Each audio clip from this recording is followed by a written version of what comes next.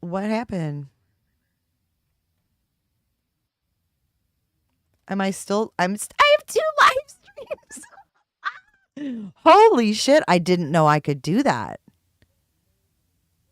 Do I have 2 going on at the same time, Potato? I don't know what happened. I'm confused. I think I hit the end stream button on accident. I hit the end stream. Fudge. Well, hopefully everybody can find their way back. Let me get set up again. I hit end stream. I got click happy.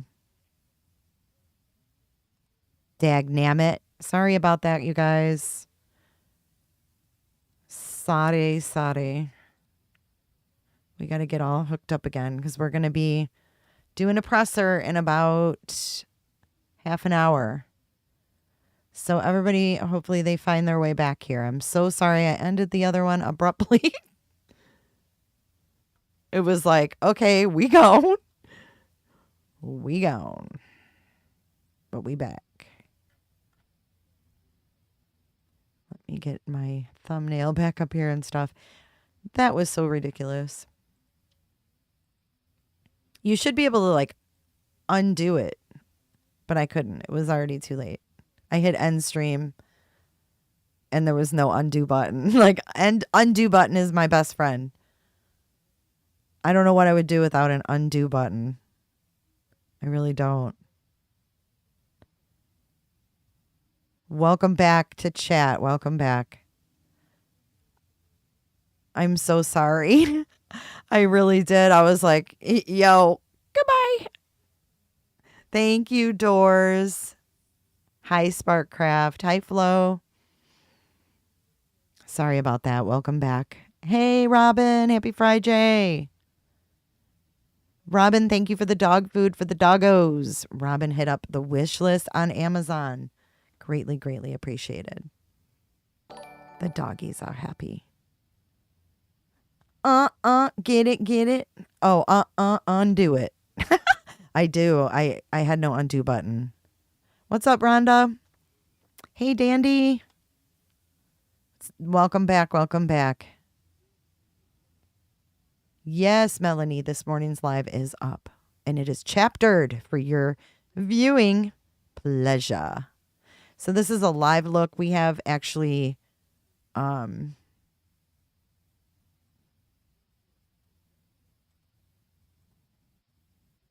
scanners supposed to be playing.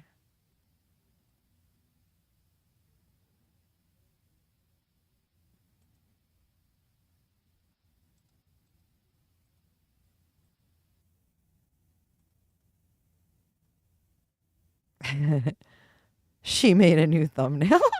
Diana, I'm looking at the old chat. I don't know what occurred.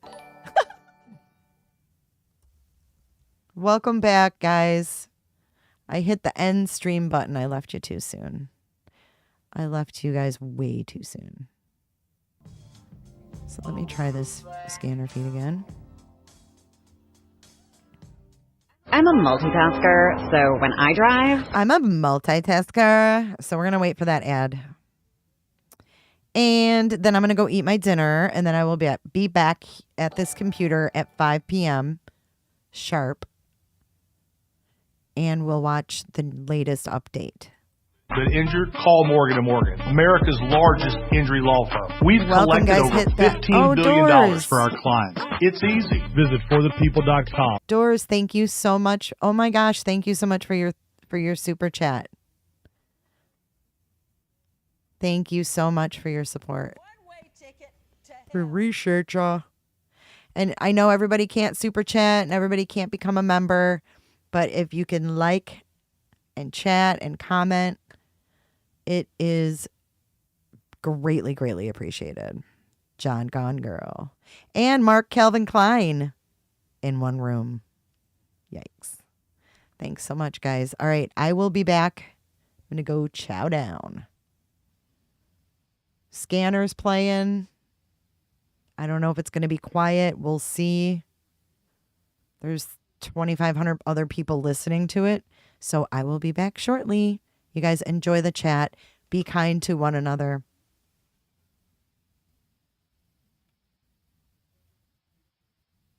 Follow the damn rules. What's for dinner? Nachos. Or no, yeah, actually I got like a rice bowl. Like a Mexican rice bowl. I'm really hungry. So I'll see you guys in a few. Where's the beef? It's in the road, Kendi. It's all in the road.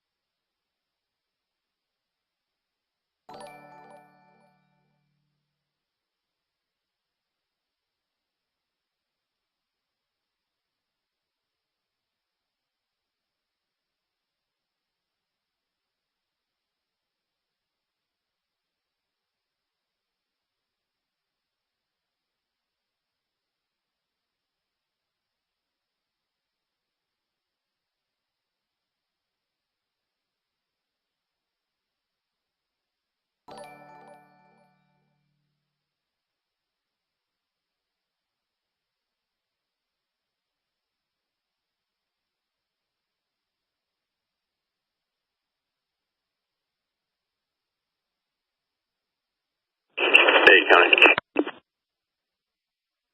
Hey, go ahead. I called the complainant. I went right to voicemail and gave her a message to call back. She does. Let me know. 7-4 will do.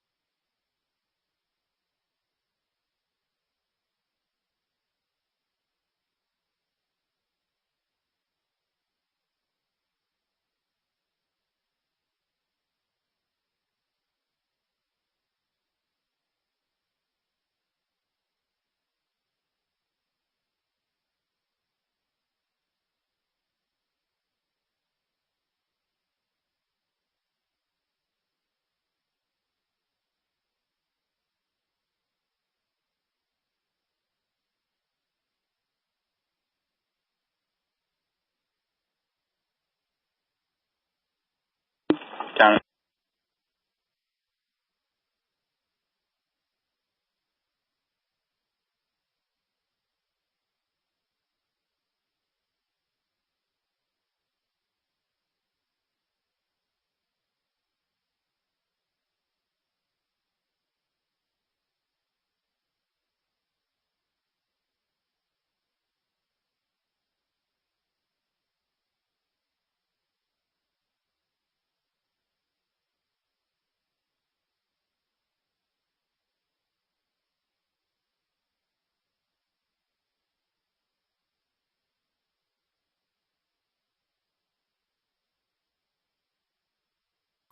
So is that a joint?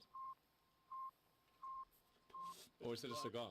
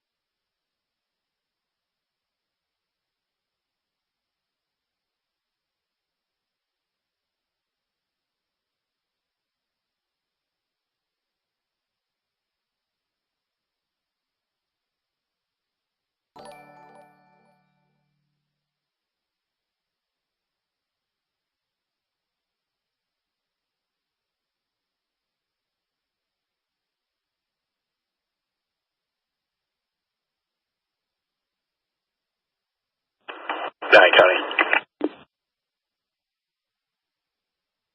9, go ahead. Can you start me a call for service for 78 River Street in Lewiston, and I'll be out there. There'll be no need for checks, and I'll fill in the rest afterwards.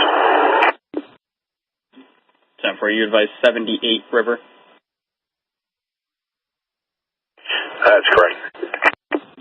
10 for.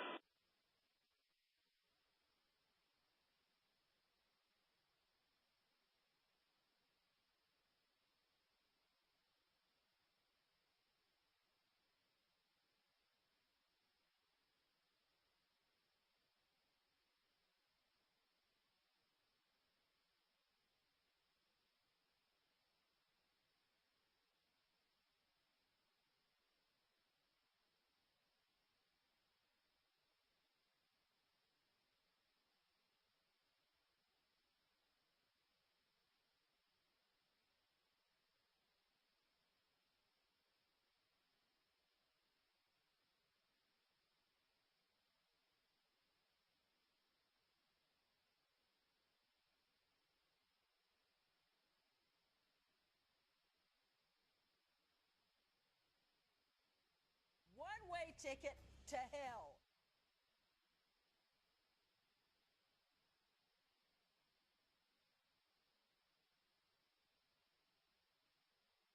Six, can I help you? 10-4-6.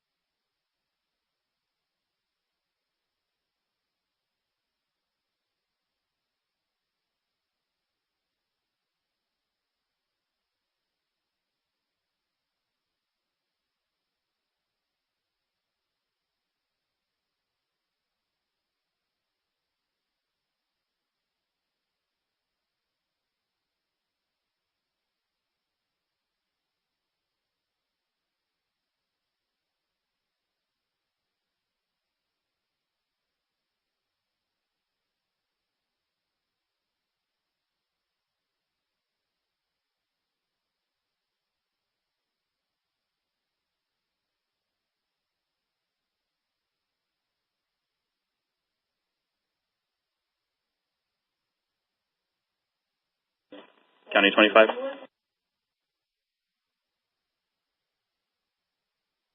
25. Put a motor vehicle out of your screen. You're going to be out of position for it. 136 in Durham towards Freeport. Last seen by the boat launch.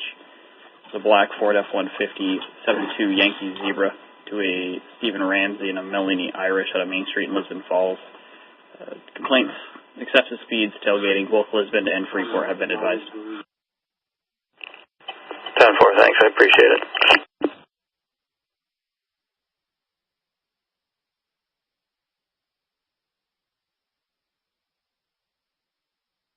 6, County. 6, go ahead. I've cleared his 6x8 shed. He's all set. 10-4.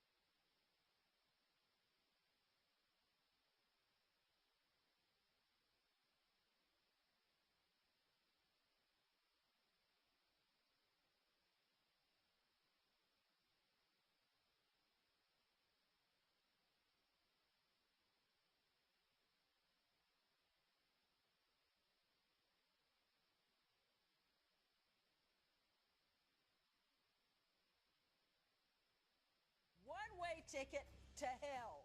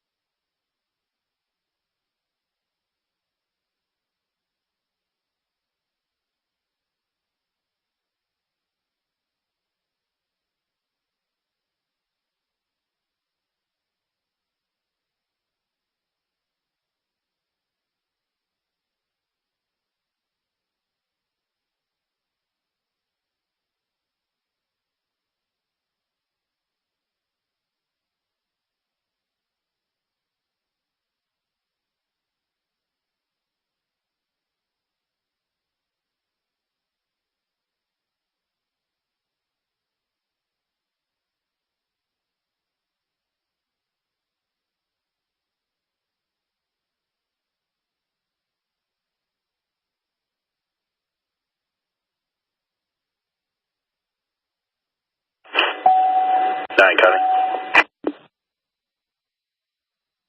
Good. Back in the vehicle. Can you assign an OF?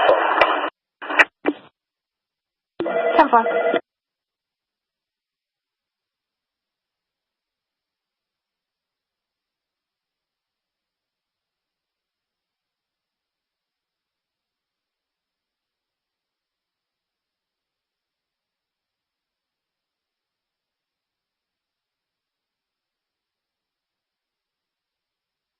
One-way ticket to hell.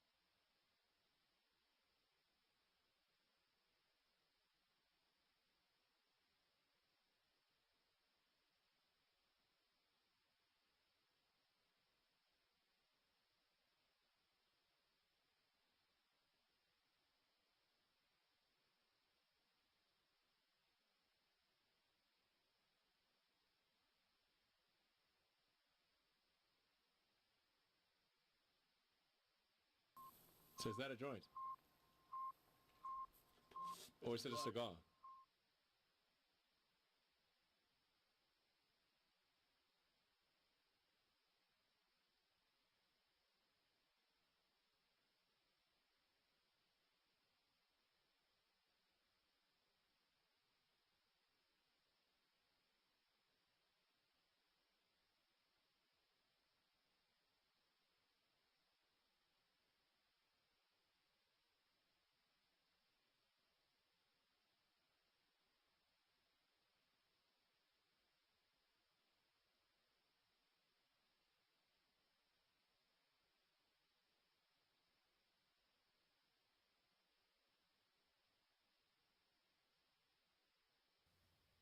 Hello, friends. Kristen, thank you so much for your donation. Flo, thank you for donating a membership. Thank you, guys. I got my dinner. Daily, you were the receiver. Oh, congratulations, Daily. Good to see you. Karchi's back. Hello, Karchi.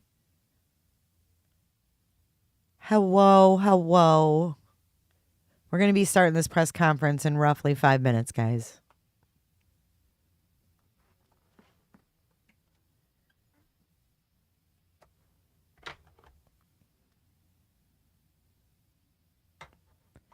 Five minutos.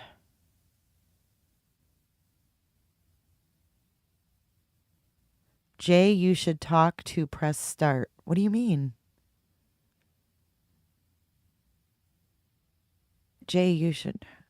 Oh, Jay, we have press start who is local. Oh, we have a local in chat. Welcome.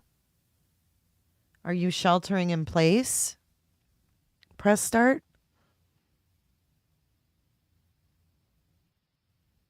Press start with BJ and K.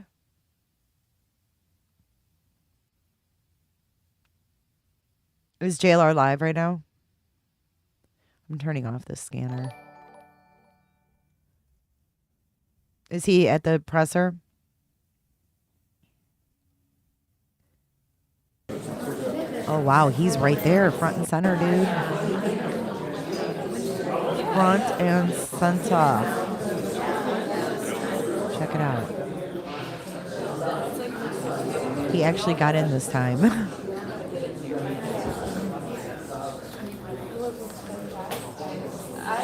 I'm just seeing it. Yeah.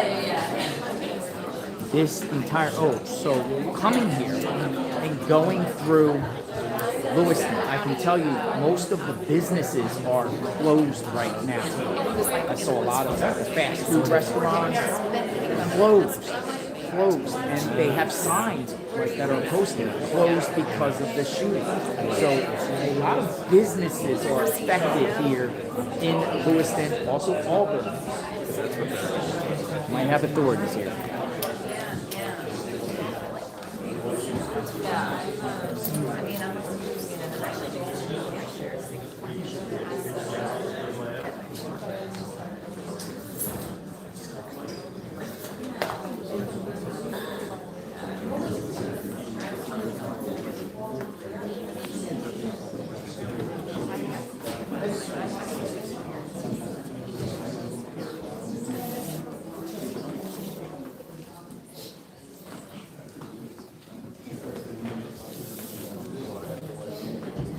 Stay safe. Press start.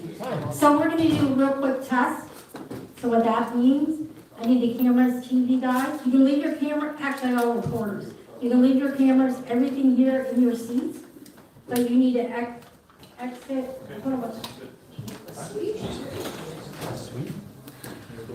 You need to stand in the hallway where we just do a few technical tests. I apologize. Everybody has to leave. We need to do some technical tests. The hallway for now. Turn your cameras off. I don't have my phone with me. It's in the other room. Sorry about that. I don't have my phone show. My name? My name? Angie. Oh, Angie.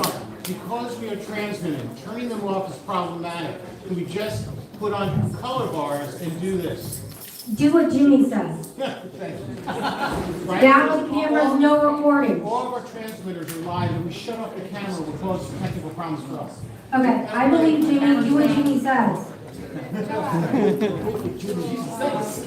They said they have to do sound checks. Turn your lenses down.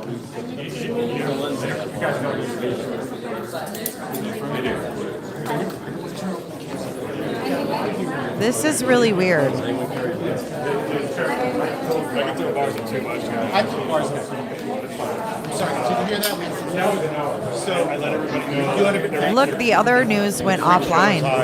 They're making them leave.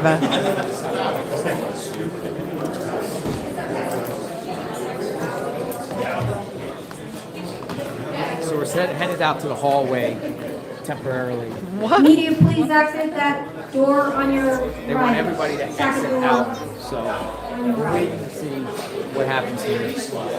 I'm live streaming. As you have seen, this is the hallway.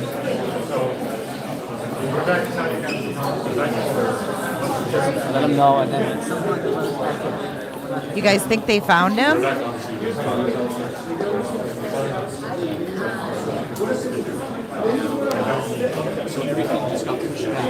They were doing sound checks earlier. I saw them doing sound checks. I bet you they found his ass.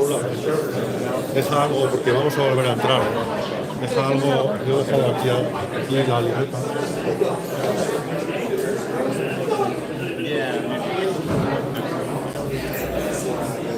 so what's going to happen? What are they going to say? They put everyone else on hold right now.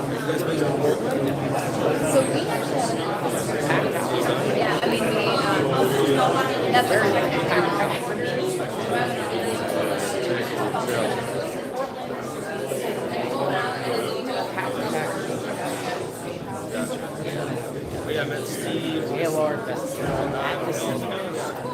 Why is Jay Logston there? Why is Jay Logston there? What is going on, guys? Why'd they make all the media leave? Let's go back and see what she said again. Let's see what she said. I want to know exactly what she told these guys. So they're just chilling, and then she comes in. Let's see when the chaos broke out of her. Okay, there she is. She's kind of scurrying around. The interpreter, the sign language lady's like, what's going on?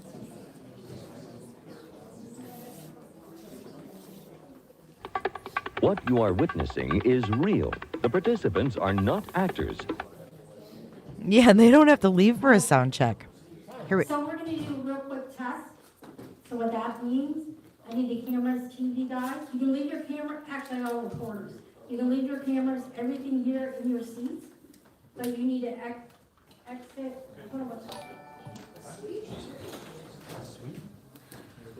You need to stand in the hallway where we just do a few technical tests. Okay, after the press conference, though. But we need to do some technical tests. The hallway for now. Turn your cameras off. Turn your cameras off. Turn your cameras off. Sorry about that. You all have to vacate. My name? My name? Angie. Oh, Angie. Because we are transmitting, turning them off is problematic. Can we just put on color bars and do this?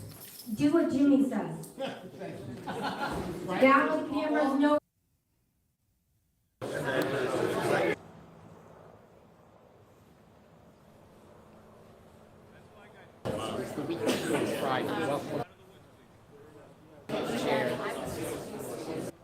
No, they're not back. They're still out in the hallway. Do you guys want him in front of the camera or you just want to take a shot? In the hallway where we just do a few technical tests. I apologize for that, but we need to do some technical tests. The hallway for now. Turn your cameras off. Turn your cameras off. Sorry about that. You all have to vacate. My name? My name? Angie. Oh, Angie. Because we are transmitting, turning them off is problematic. Weird. I went a couple times. hotels in the area that are available. Search the code with any of the Priceline hotels, and that's What lady's throwing up? What are you talking about? Okay, we're back in. Go back to the location. Going back to the location. All right, going back in. Going back to the location. We're going to go back up. Go back up. We're back in. That was weird.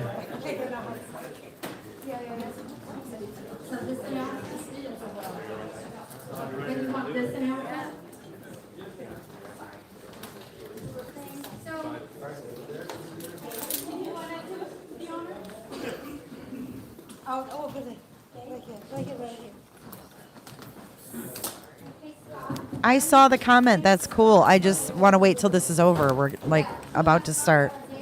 There's a lot going on.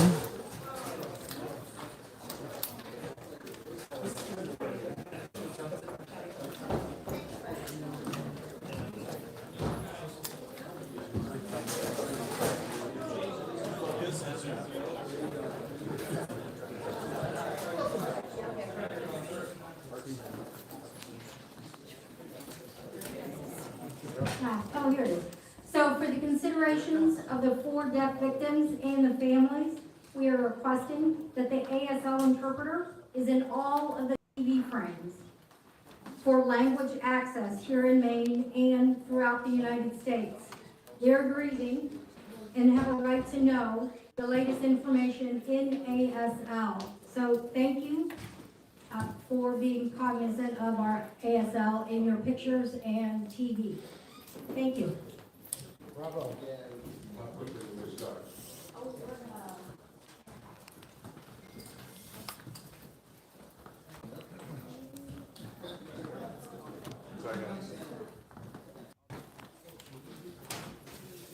What is going on?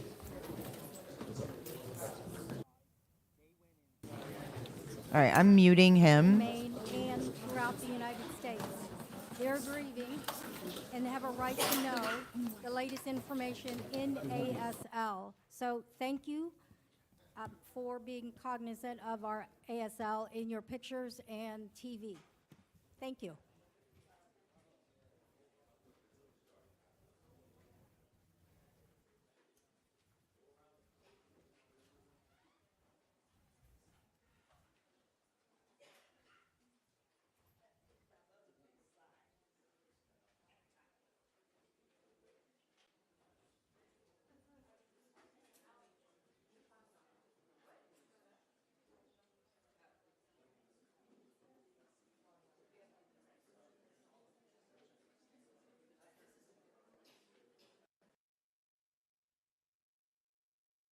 Oh my God, why is she frozen? What is going on?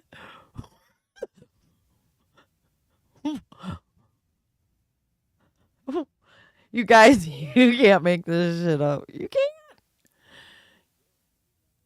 You can't. I almost don't even want to go away from it.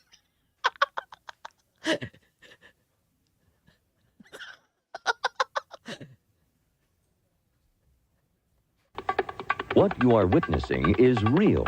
The participants are not actors.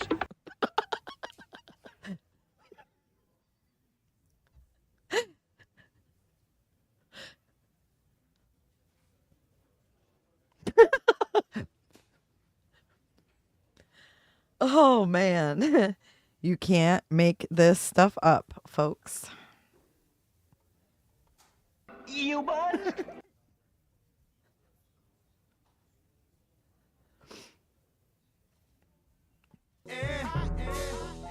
So hot in her.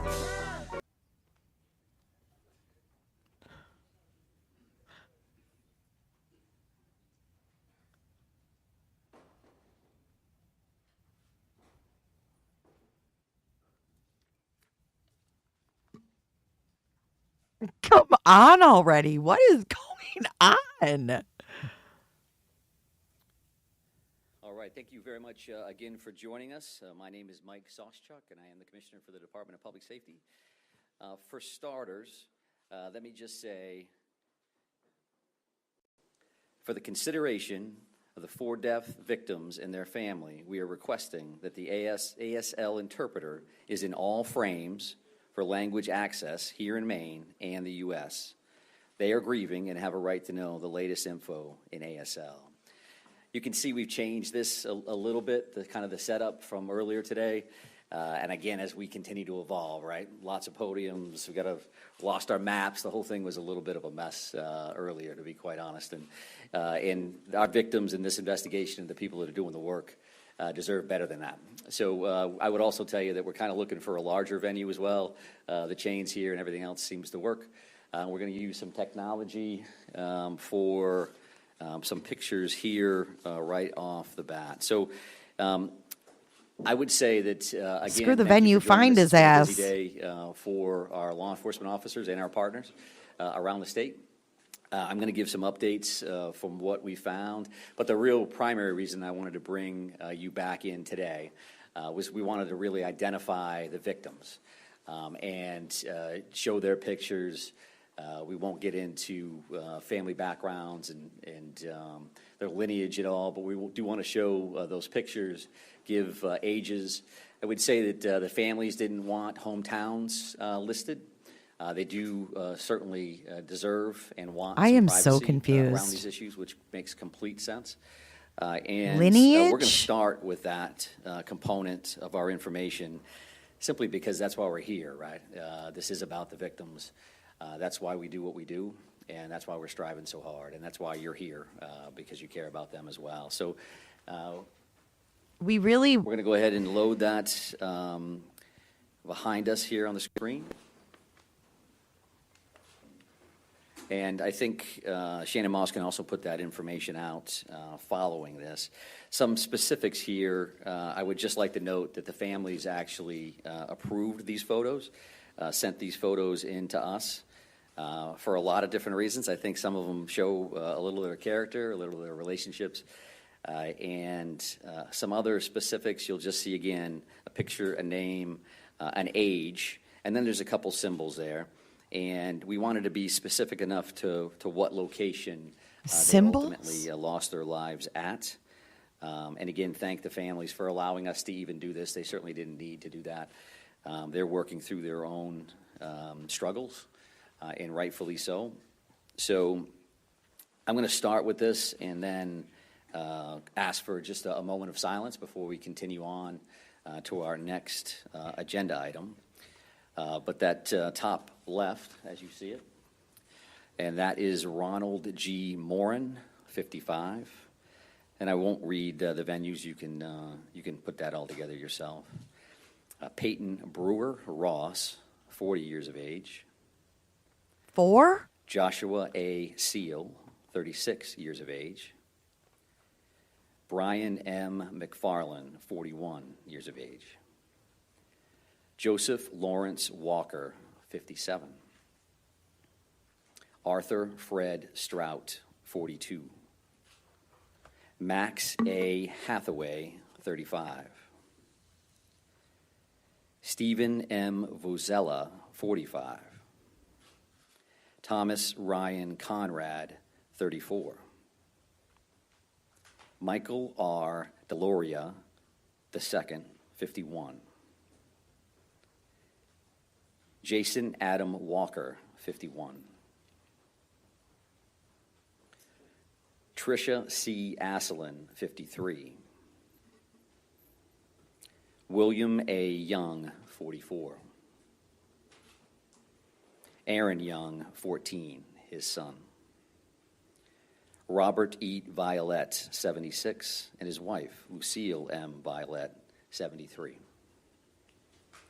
William Frank Brackett, 48 years of age. Keith D. McNair, 64. Just have a moment of silence. Thank you.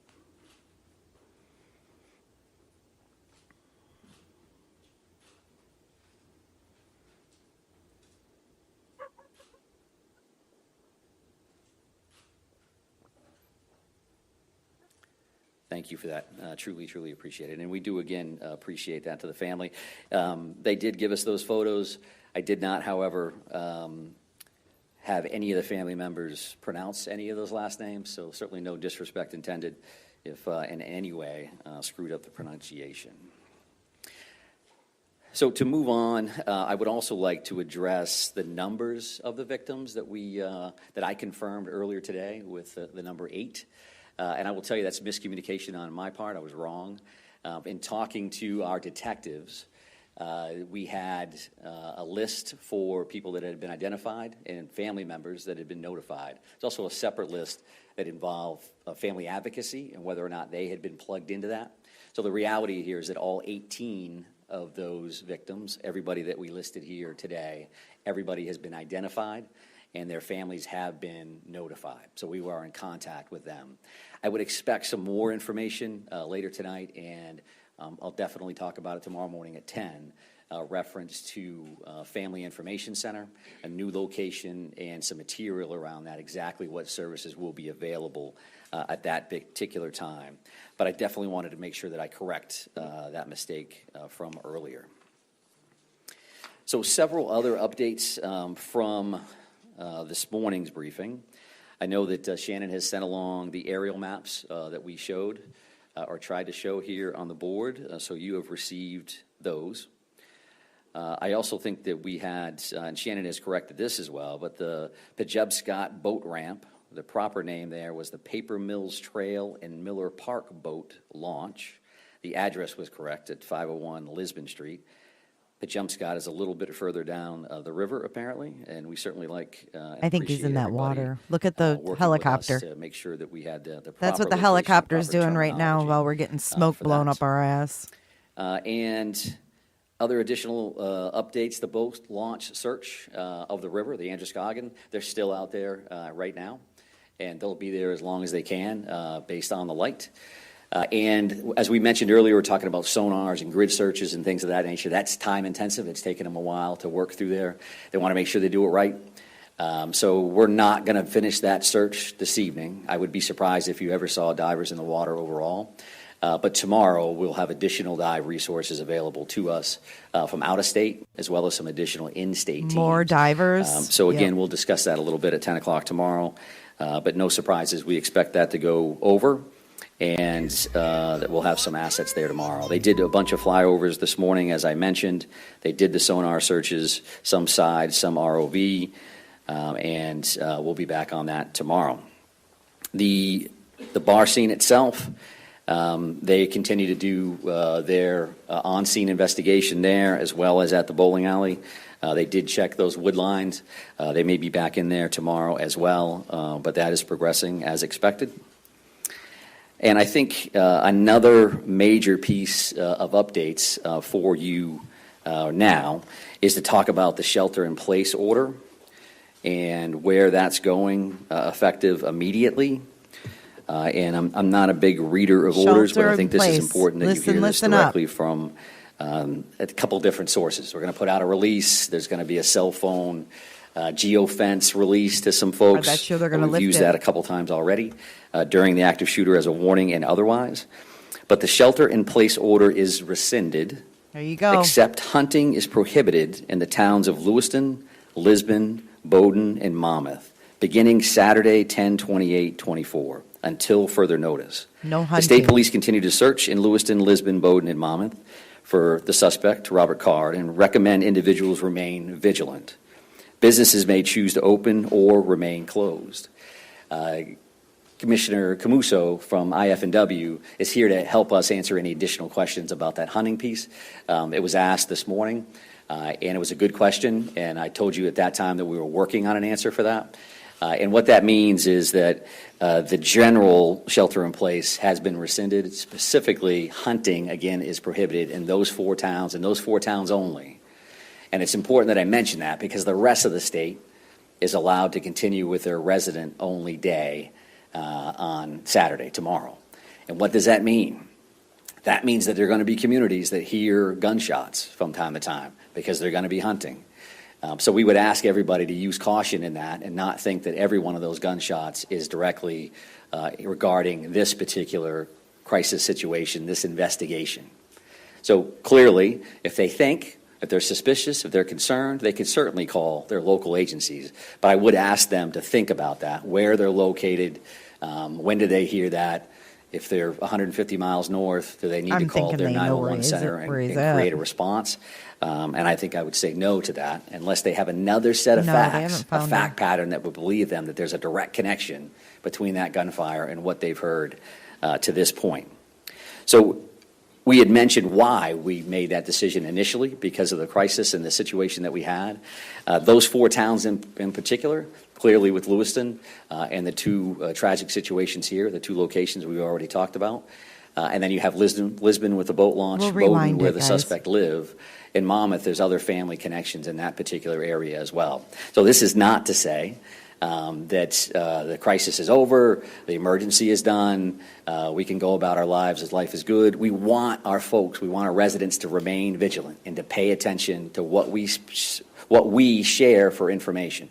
I again focus on what we share is in the Department of Public Safety in the city of Lewiston, because we continue to see a lot of information from a lot of different places that is far from accurate. I think the no hunting I would also is say for like in that trigger regard, purposes. When we say that we're going to meet you here at 10, we're going to meet you here at 10. And when we say we're going to notify you, we are going to notify you in the afternoon if we're going to get together and what time that is. I just encourage you to believe that until I prove you wrong. And I won't. And I say that because we've heard some other stuff. There's going to be a press conference at 1 o'clock. And then our PIO, who's incredibly busy, gets 100 emails that says, is it going to be 1 o'clock or is it going to be this? And you've got a job to do. I get it. And we're trying to help you do your job. And if you could help us do our job, that would be greatly appreciated. So that is some of those pieces for updates from what we worked on this morning. A couple of additional things. Neighborhood canvases, as an example. I did not speak to that. So we talked about large deployments of officers in various locations. What would that look like? Neighborhood canvases could be a couple of officers knocking on a door. And that's going to be happening at various locations around this particular area in multiple towns. Again, if somebody's using their own common sense and they say that doesn't seem right, then sure, call. But you could have 2 uniformed officers or 2 officers with clearly displayed badges jumping out of a marked car to come talk to you as detectives. There was a question this morning around arrival times at the 2 locations, and we had done some research on that, which was hot off the presses walking out the door to come here today.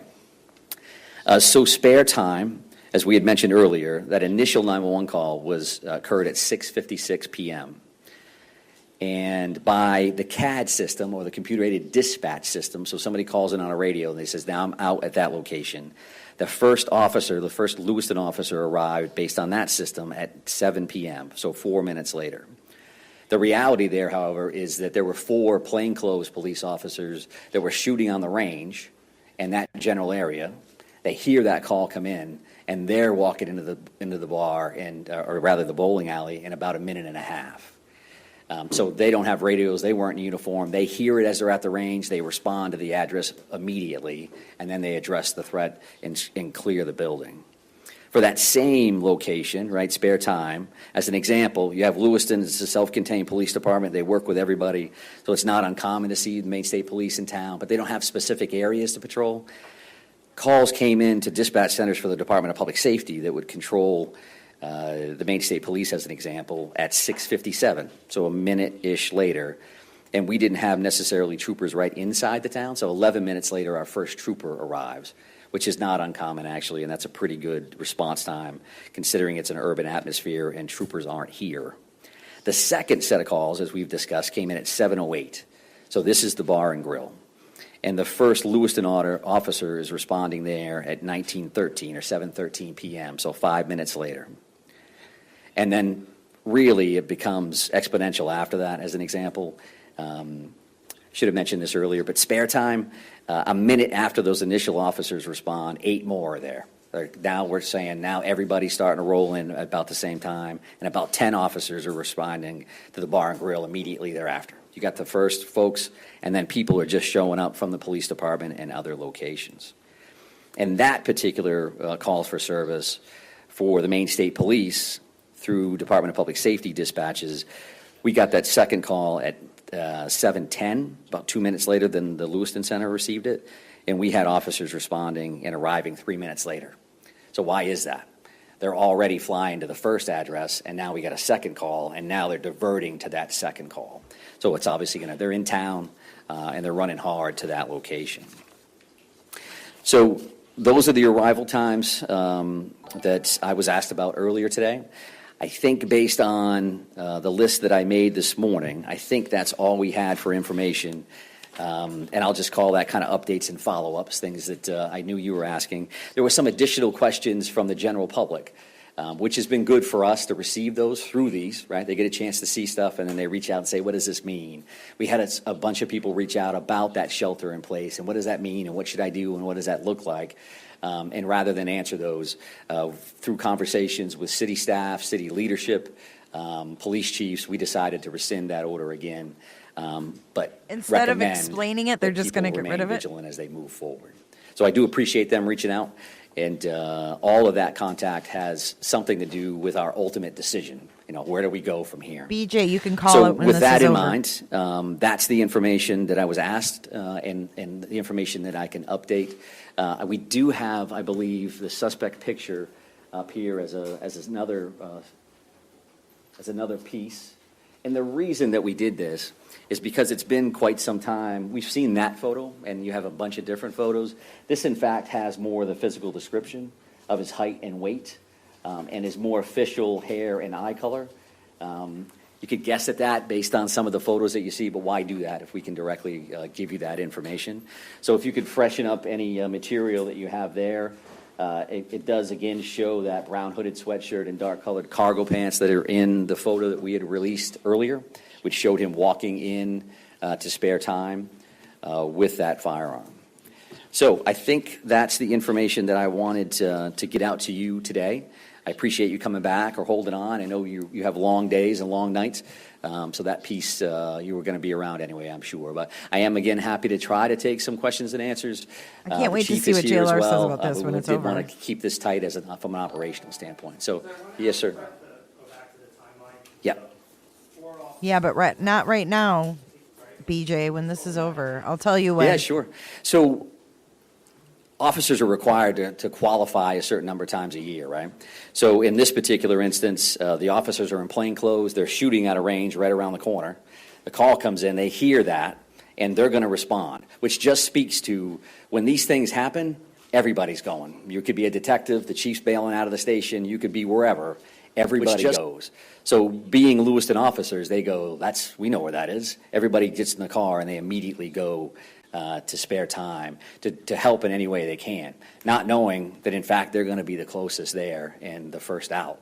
So that cuts almost 2.5 minutes off the original or the initial uniformed police officer's response.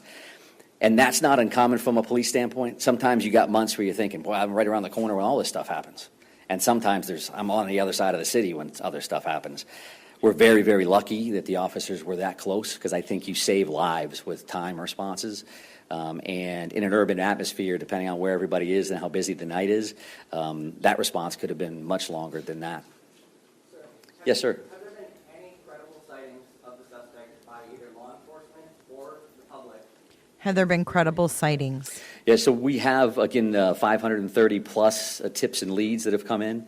Some of those have been sightings. Some of those have been, and I would say as simple as, but hey, I've got a vacant house that's in this location. I own a barn that I'm afraid to go to. There's something over here that concerns me. So those things run the gamut. And I'm also going to use that opportunity that the FBI supervisory agent in charge, Jody Cohen, who has been with us during these press conferences, we gave that digital video information out this morning. There's already well over 100 entries in that system.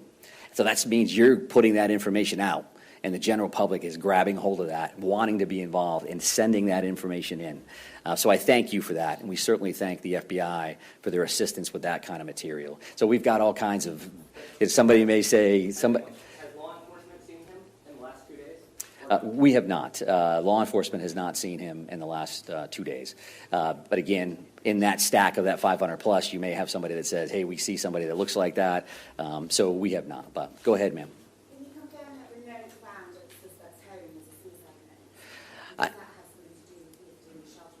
Yeah, I cannot, and I'm not going to speak to the note itself. I acknowledge the fact that a note existed this morning, but I'm not going to get into exactly what it contained. But, sir? Sir, you said that the officers, the plainclothes officers who responded, addressed the threat, cleared the building. Can you explain what happened there? Sure. When I say address the threat, they're going in the door addressing an active shooter. So they're going in prepared to do whatever they need to do to make that scene safe. On that particular time, the suspect is no longer there. They're going in as if they were. So the first thing you do is you go in and clear that location, make sure it's safe, and then you start working with victims and triaging people and trying to make sure that you're getting additional units there as fast as possible. So, yes, sir. I wonder if when the officers arrived at the second scene, the suspect was still there, or whether by the time the first responders had arrived, the suspect had already left. And secondly to that, outside of the area of Lewiston and the surrounding communities, can you talk about the work that's going on further afield, and the suspicion that we might have been able to flee a bit further than that, potentially even outside of the state? Yeah, sure. So the suspect was not at the second location when the officers arrived.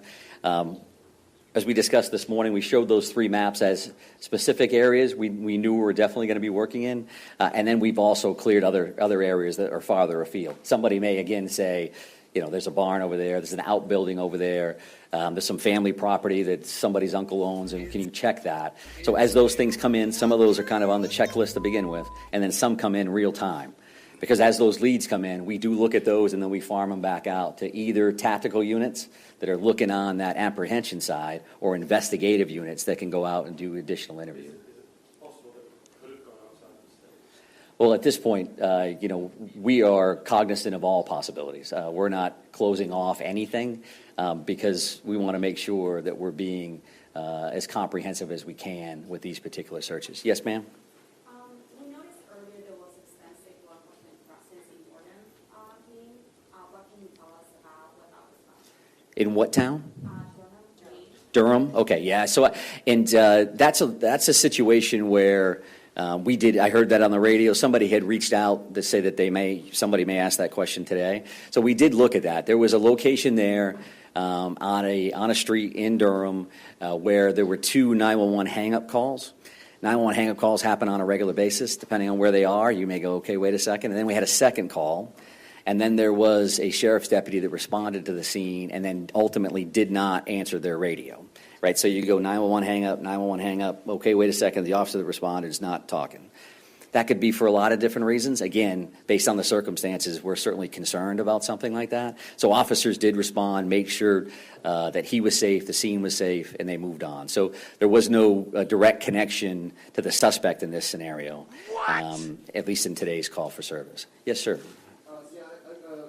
Have you at this point secured or gone to all the residents, every place where he had lived previously? Have you gone to each one of those homes? And additionally, at this point, have you executed all available search warrants? Have you gone to all the homes he's associated with? Have you put all of those search warrants in, or there's still others? There's still a lot of work to be done around the search warrant side of the house just based on workload alone. I don't know, however, have we searched every house that he's had over the last amount of time? Certainly the ones that most recent. There's a Bowdoin connection, which caused a bit of a stir last night. That was a location we were concerned about. Our reality from a homicide investigation, as an example, 10 years ago, 15 years ago, you may have done 1 or 2 search warrants. Based on electronic devices and everything else, you could do up to 30 search warrants on 1. So this kind of situation, clearly there's going to be a lot of affidavits, a lot of work to be done around that. So we're working with the U.S. Attorney's Office, the Attorney General's Office. Federal entities are assisting with these warrants. That's an all hands on deck. You just never know, I'm going to open this device and that's going to be the one, right? So we farmed that out to make sure we're making as much progress as possible. And I'm sorry for waiting. Go ahead. By the end of this weekend, temperatures are supposed to plunge in the area. How is that going to complicate the search, or are you hoping this actually might help investigators and be a problem for your suspect? Yeah, so I think that goes in 2 different directions, right? We certainly have a lot of resources coming for the river tomorrow because it would be nicer if it's sunnier, you can get a better look into the water. So that's one angle. If it's colder, there's an argument to be made that your thermo style of equipment, where you're looking for body temperatures or heat signatures, may work better in that scenario. So it does definitely vary. If it's cold for the suspect, it's certainly cold for our officers as well, and all those different things. We're certainly prepared and willing to do all those things, but that's where we're at. So yes, sir. They should have taken his weapons. Some of the reasoning behind why you removed the shelter-in-place orders in the 4 towns where you acknowledged you're still actively searching. And secondly, do we know how many weapons Card had or has in his possession? The second question is no, I don't know how many he has or had. If there are weapons within that residence, that'll be part of the search warrant and counting those things out. And the decision to release that or rescind that shelter-in-place order is something that we've discussed internally as command staff members at the CP and saying, okay, we're looking at pros and cons, right? We've got communities that are locked down, that are shut down. AKA Justice for All. There are families and schools and pharmacies and all those things. So we knew going in and have acknowledged that repeatedly, that we know that that can have a negative impact on people. So the other side of that is we had very pointed threats early on reference to these locations and nothing specific since then. So you have to look at that and you have to do the math on that and say, so are we more comfortable? Are we doing more harm than good by keeping people away from these clinics and their doctors and in schools? And while this is still absolutely a dangerous situation without question, we've got to make recommendations and ask the people that we serve, ask the people that we protect to be vigilant, to pay attention, to listen to what we have to say. If you see something, say something. Because in most cases, you're like, I don't like that. That looks strange. We can feel that. Especially when you live in neighborhoods, right? That you live there, you're comfortable with that. That car is wrong coming down my driveway at this particular time of the day. What is going on? So that we don't come to those decisions to go into the order or come out lightly by any stretch of the imagination. But we do appreciate all the input from everybody about what does that mean and how it's impacted me as a person, right? So I appreciate that. Yes, sir. Commissioner, is there any reason to believe that he may have obtained another vehicle since you already found his car, or may have gotten? Could he have gotten another vehicle? All possibilities are open to us. I don't have anything specific reference to that particular question. Next steps, where did he go after that, and what was he in or not? Which is why we have feelers out in all directions. Is that a possibility? Sure. Is the river a possibility? Sure. We're going to continue to work those things until we're comfortable that those things have mitigated to the best of our ability, right? Because some of these locations we serve a search warrant on doesn't mean we're done, right? We may actually go back and continue a search and new information and go back and check a location again. So all of those things are absolutely available. Sir, right here. Are there now 18 murder arrests? That's a good question that I don't know the answer to. I know that the Attorney General's office told us this afternoon that they were trying to complete the rest of those warrants in a timely fashion. Now that those individuals had been identified and the families notified, I'll have that answer for you tomorrow morning at 10 o'clock for sure. And right here, ma'am, sorry. Yes, thank you. 2 questions. The first is whether you can confirm that police found a gun in Card's car, the suspect's car, the one that was discarded. Mm-hmm. And secondly, I was wondering if you could talk a little bit about what communication has been like with law enforcement in on the border states like Canada, New Hampshire, even Massachusetts, and specifically whether or not there's any expectation or any plan to put the border checks in place as a suspect continues to potentially be moving. Yeah, sure. So we won't speak to evidence, specific evidence. Did you find something here? Did you find something there? I completely understand why the question is valid, but it's not something we're prepared to talk about, certainly this early on in an investigation. I can tell you that I've been in contact with all of our border states or country. New Brunswick reached out to the governor. The commissioners from our border states reached out to me immediately the day of and have reached out to me multiple times since then. Again, a lot of their officers are with us at this point, right? New Hampshire is up here, Massachusetts is up here, you name it on the federal side of the house, they are here.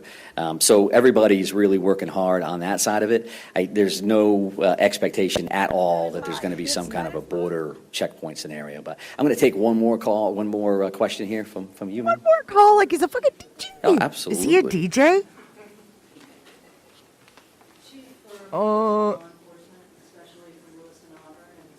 That looks like Card.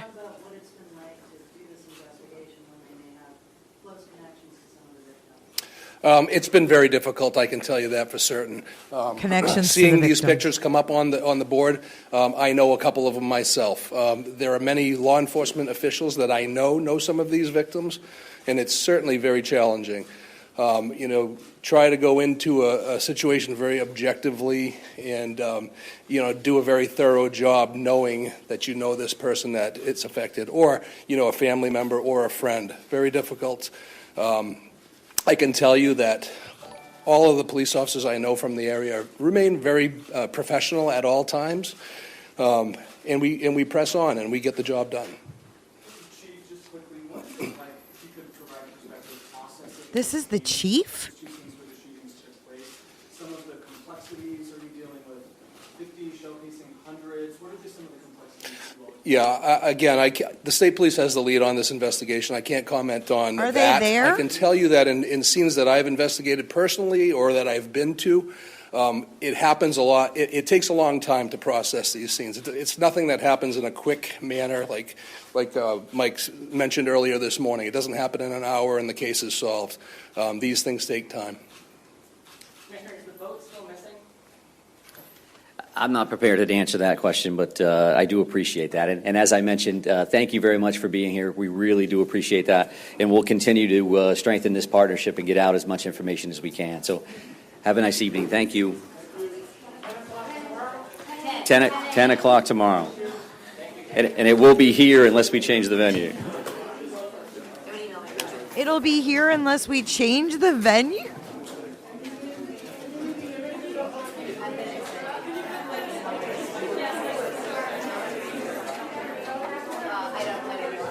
I don't even know what to say.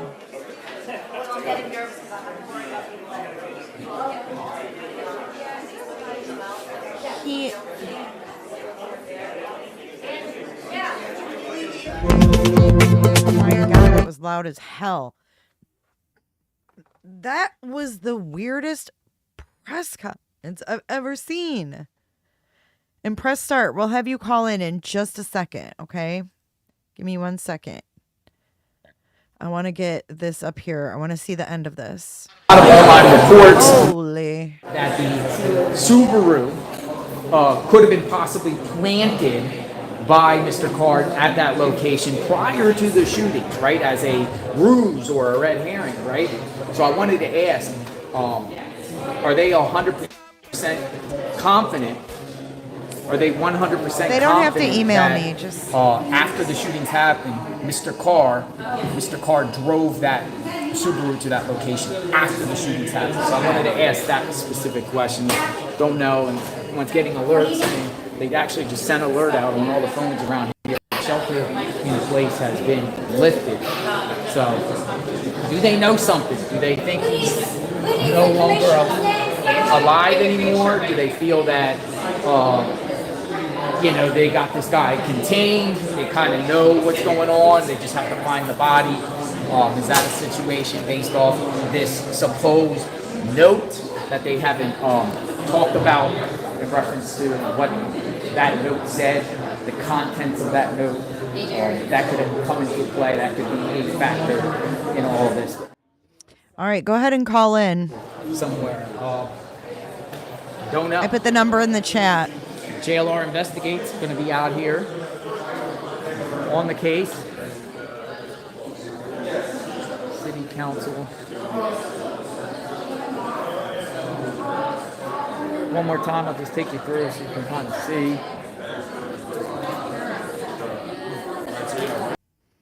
All right, it's too loud. We're in there for me. Wait, let's see. Is someone going to make...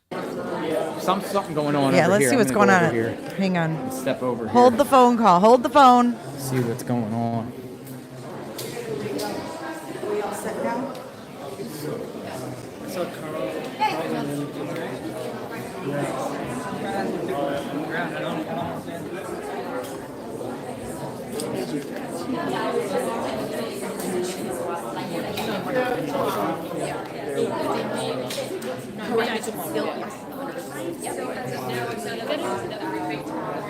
Every morning from now on. The afternoon was maybe.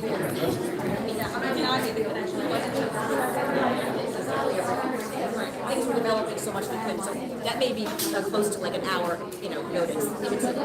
So they have a business. We're trying to see if we get a bigger venue. No. Wait for this to be over, okay? So it looks like based off them talking about trying to get a bigger venue than the smaller venue. It's packed house in here. It's packed house in here. A lot of people. It looks like this particular situation, they're going to have a subsequent press conference. They said the one will be at 10 o'clock. So I'm here on the field.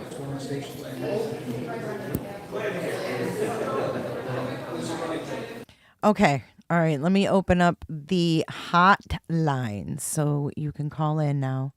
We have a local. Call in and tell me your story. 727-755-6001. BJ and K. 727-755-6001. Give me a jingle.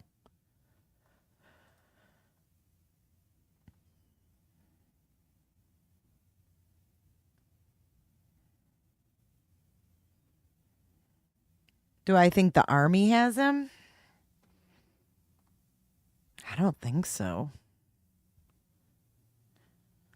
I mean, the fact that they just like up and lift it, they're like, oh, after talking about it, we just decided to like lift it. No big deal.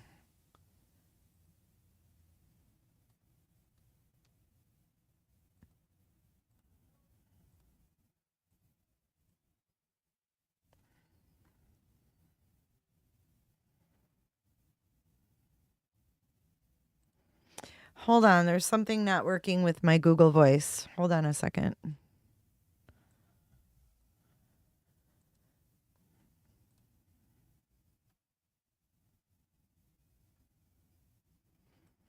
This seems to happen a lot.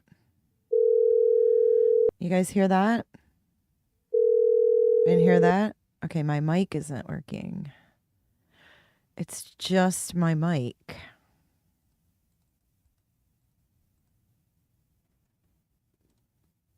Could you guys hear that ring?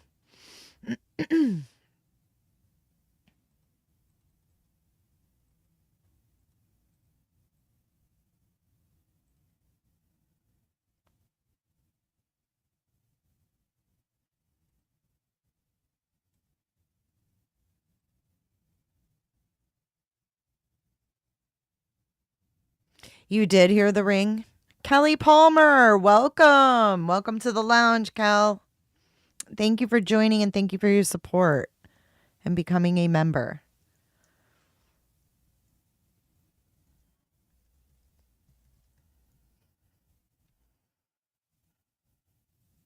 I know there's something going on with my...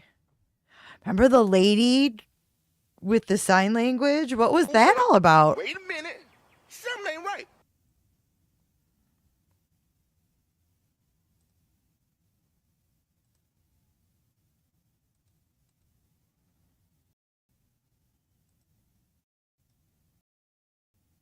No, it's not picking up my mic for some reason. Which is really strange. There it is. Wait, give Google Voice permission. Oh.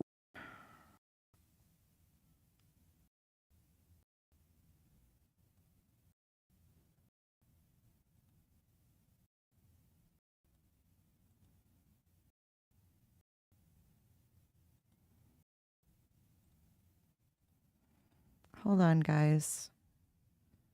Sorry, my computer is acting really funny.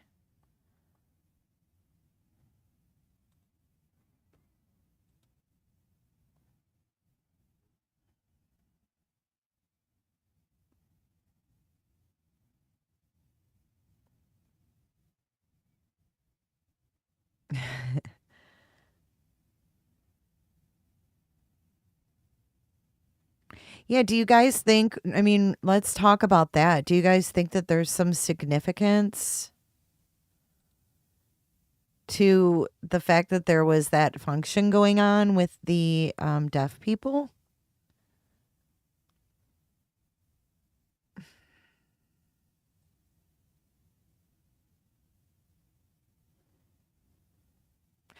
now I have to get my freaking phone because it wants me to log in and I have to do Google Authenticator.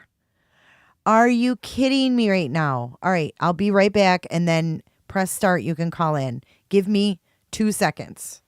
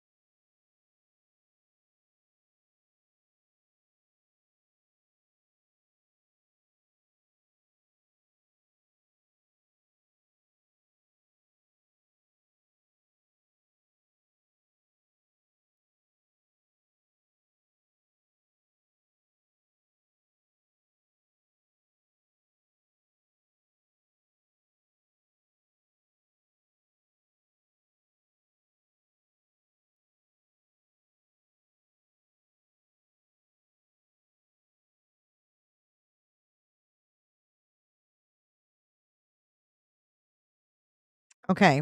Are you guys there? Can you guys hear me? Can you guys hear me now? Okay. So let's go ahead and try it now.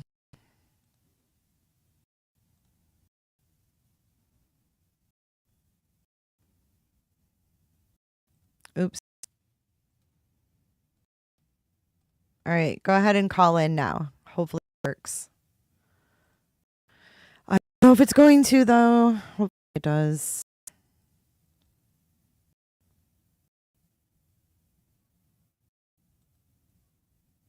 Seven two seven 6001.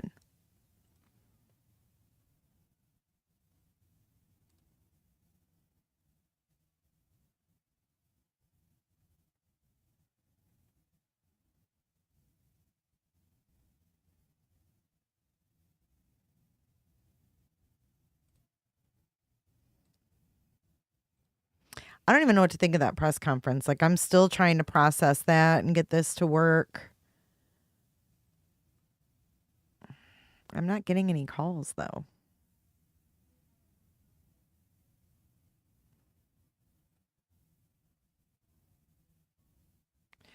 Oh, here. Okay, press start. Let me try to call you.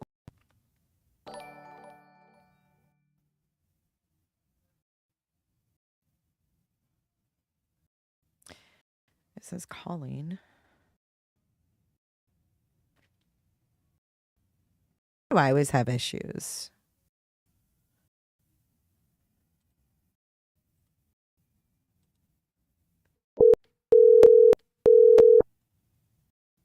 It worked.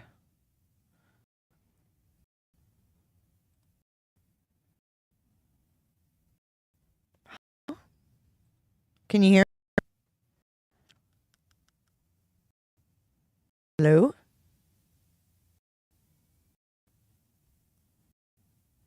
You guys hear her?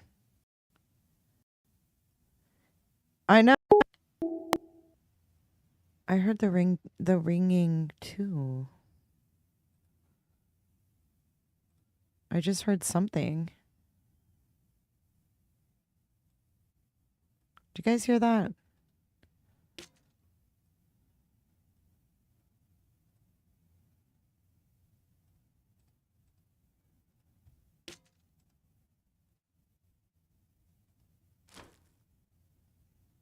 Call back, press start. Call me back. Quickly. No, I'm just kidding. No, call back again.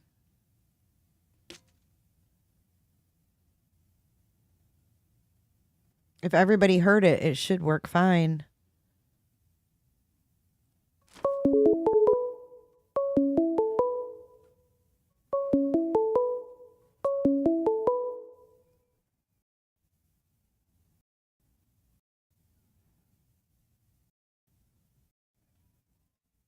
Hello, can you hear me?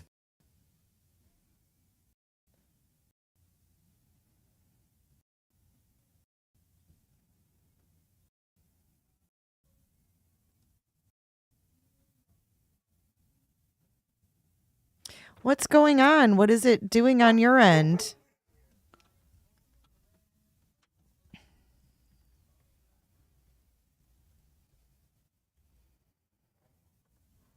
You guys, I heard it ringing. Did you guys hear it ringing?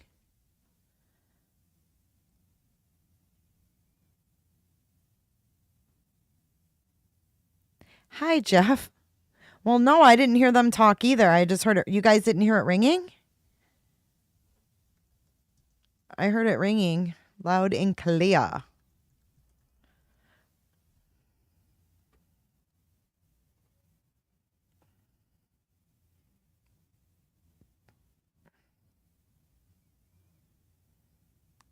Wait, hold on. Settings in the website section.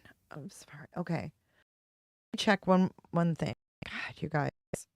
You know, sometimes doing this is not easy, so I appreciate you bearing with me. All right, settings. Just want to make sure I don't have anything messed up.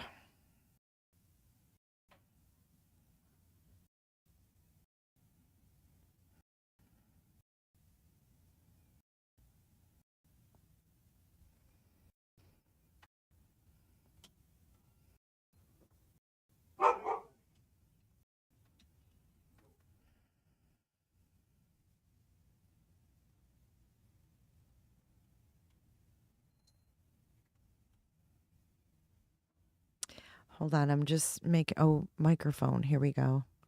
Allow.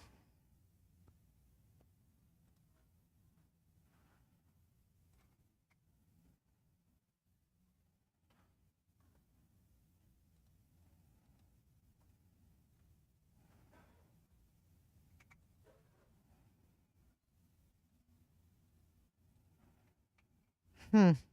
All right. Well, I changed that. I allowed the mic. Maybe that. Hang on. Let me go out and come back in. I am so sorry, guys. And press start. I am really sorry for everything you guys have gone through with this. And it seems like it's not even close to being resolved. I don't know why they had a presser like right now. And then they're going to have another one in the morning.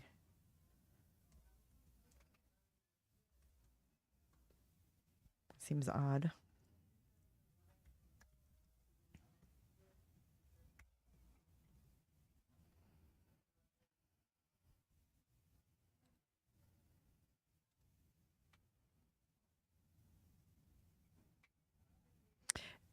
Yeah, it's not that it's diverting. It's like not picking up my microphone in the setting, like in the actual settings.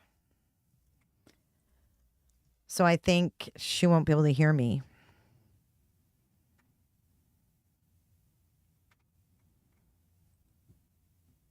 I think I fixed it. Hold on.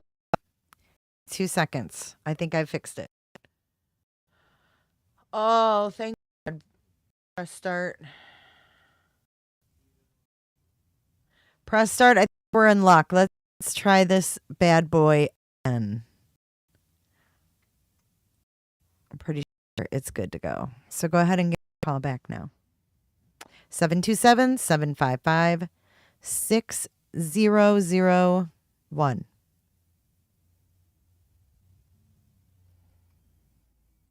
I think I got it now, guys.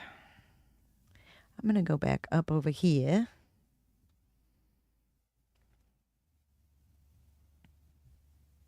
Have you tried turning it off and back on again? That's why I seriously like closed it out and opened it back up. So.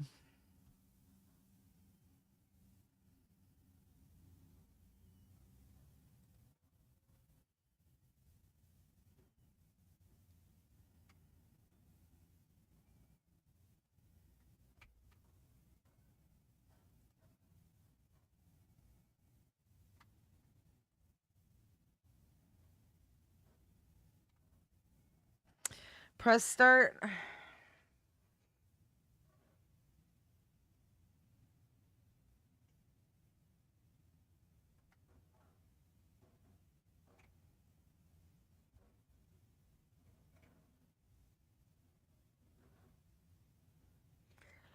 This is so messed up. Now it wants me to, it says I need to go to settings for this website and all this shit. You know what? Is this your number here? The 2071? 2071 or 8861. I'm just going to call you from my phone. I'll just do it that way. Let me know if I can call 2071 or 8861. Which one? My voicemail's turned on? What do you mean?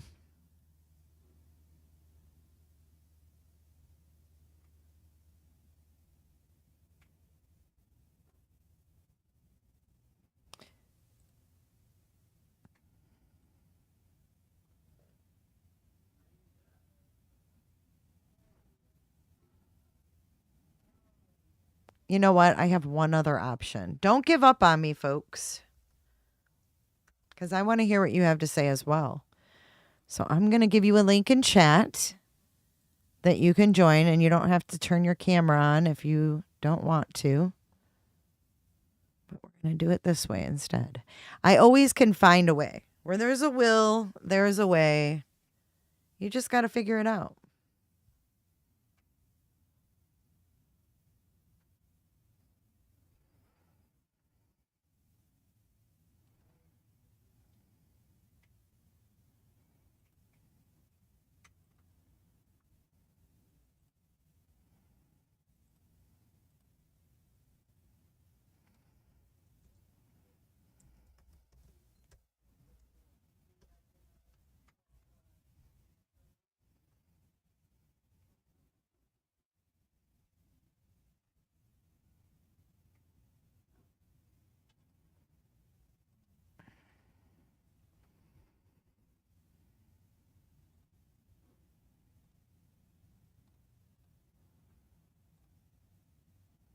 All righty. We are almost good to go. I appreciate your patience.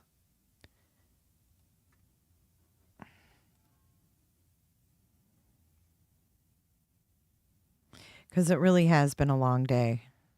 It really has. Okay, here we go. All righty. So, copy. I got it all figured out now. Thank you, everybody, for your help and patience and trying. I'm about to drop this link to you. We're going to hear from a local right now. Yeah, if you don't like my problems, there you go. Click that. Click that.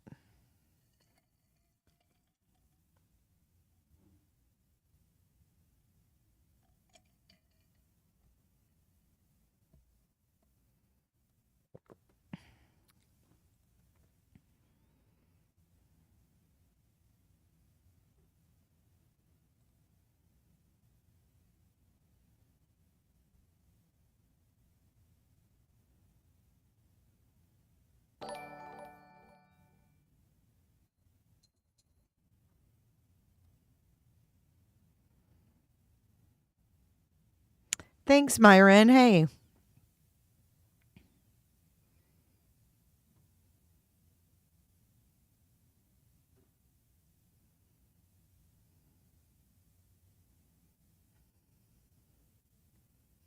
Look, who's that?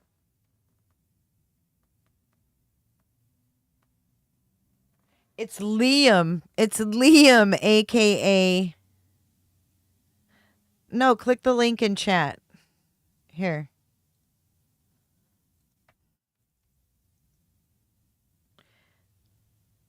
Looks like a blonde Brian Koberger. Look. Brian Koberger.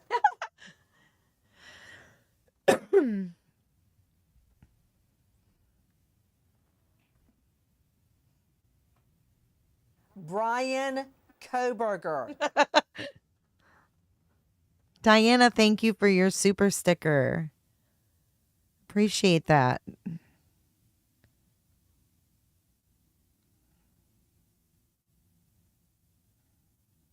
Are you going to click the link? Are you going to click the link?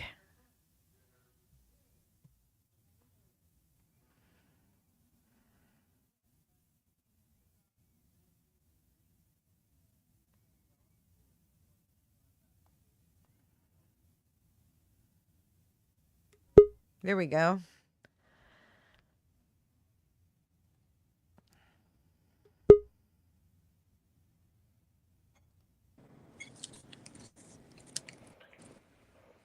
Hello. Hello. Hi. Hi. Okay, so who am I speaking with? Can you hear me? I can hear you. Can you hear me? Okay, yes, I can. So my name is Kim. Okay, wait, I've got two people up here. Are you with Liz? Do you know Liz? Am I with Liz? No. Okay. I had to kick her. I thought maybe because you guys came up at the same time. I'm sorry. No, I was curious who that was too. I'm like, wait, I don't think that's Yeah, I thought maybe it was you guys were both together. Okay, sorry about that. All right. no. Okay, so You're fine. what is your name? Are you Kay? I am. Well, so my name is Kim. Okay, nice to meet you, Kim. Thanks for calling in and thanks You for your too. patience. Absolutely. Absolutely. Okay, so tell me your story. Just start at the beginning of what you want to get out and just go for it. Yeah. So beforehand, I do apologize. I've barely slept. So I might be kind of all over the place. So you might have to redirect me every now and then. Yeah, don't apologize. This is a crazy situation, so. Oh my goodness. It's absolutely insane. So right now I'm in my car, locked in my car because it's quiet and I didn't want to be around my kids. But long story short, I live in Auburn, but literally like right outside of Lewiston's, like not even 3 miles away. And one of the spots that it happened at, George's Pizza, is literally on my street. So I'm off a side street, but it's on the main street, Center Street. It's about a mile from my house. And I guess I'll tell you from the beginning, like when this all happened. So not last night, the night before, I had to pick up my daughter at work at 8:00. I got a text from her at 7:45 saying, "Mom, can you come pick me up?" And I said yes, because I assumed she was just reminding me to pick her up at 8. And then she sent me a text, actually. Um, can I pull that up on here without hanging up on you? Did I hang up on you? No, you're here. No, you'll be fine. Okay. You should be able. Yeah, Sorry. you should be Okay, able to do that. Okay, good. Yeah, so Wednesday, 7:45. This is my daughter. Can you pick me up? I said yes.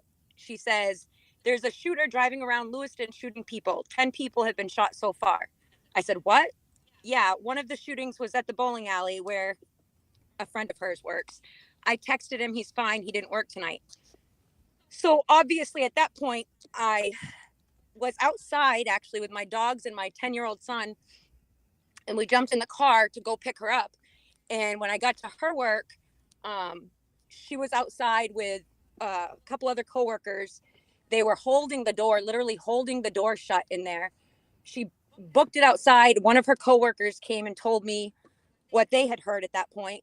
I was literally like still in shock. I didn't know what the heck was happening. The same time, my husband went to my brother's house earlier that night to fix a light. Now, my brother lives 2 houses down from Schmange's. Oh my gosh. Yeah, my husband had driven by Schmange's 5 minutes before the shooting happened. Oh my gosh, girl. Yeah. So I called my husband. I got my daughter. Like I said, I'm all over Thank the place. I God you got apologize, your but- daughter. Yeah, that is Oh, yeah. absolutely terrifying. Yeah, I got my daughter. We came right home, and I came inside with them. I locked all the doors, shut the lights off. We went upstairs in one of the empty rooms that we're converting to our bedroom, so it's like literally empty. And on the floor, my kids, I was like, don't even, nowhere near the windows. It was, Yeah. I still didn't even know what was going on. I called my husband, and obviously at this point, he can't be with us. He has to stay put where he is.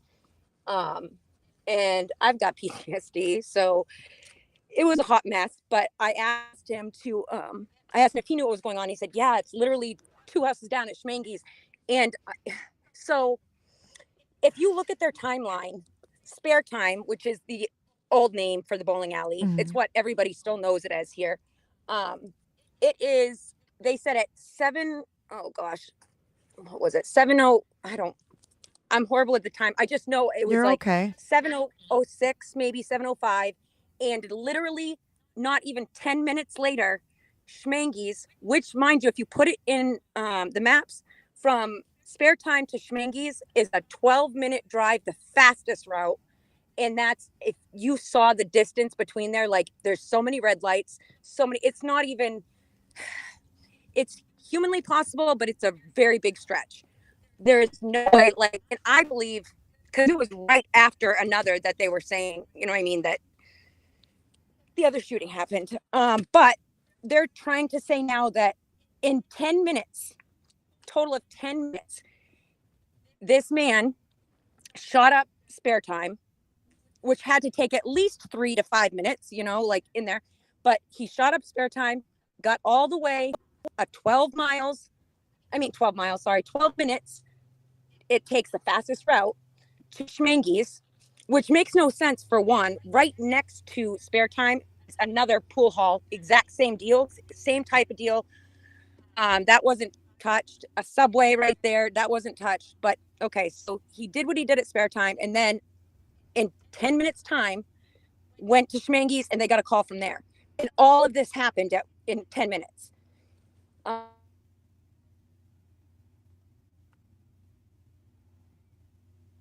Uh-oh.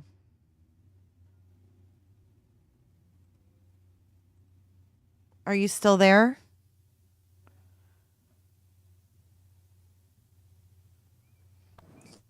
Uh-oh. Are you there? Hello? Yeah, are you here? I hear you now, yes. Okay, I'm sorry. I No, just got a it's... call from my son. Oh, So it's I hit okay. Do you end, need but I to didn't go. take it? Okay. No, I'm Okay. good. Just all right. I just want to make sure everything's good. Listen, before you go on, Yep. do me a favor. Yeah. Do me a favor. Just take a deep Right. breath. I don't think you've taken a deep breath in days. Just take a deep No. breath. I know you're very stressed. I'm not rushing you. You've got all the time you need to get it out. So just Yeah. take a deep breath. You're safe. Everybody in your house is safe.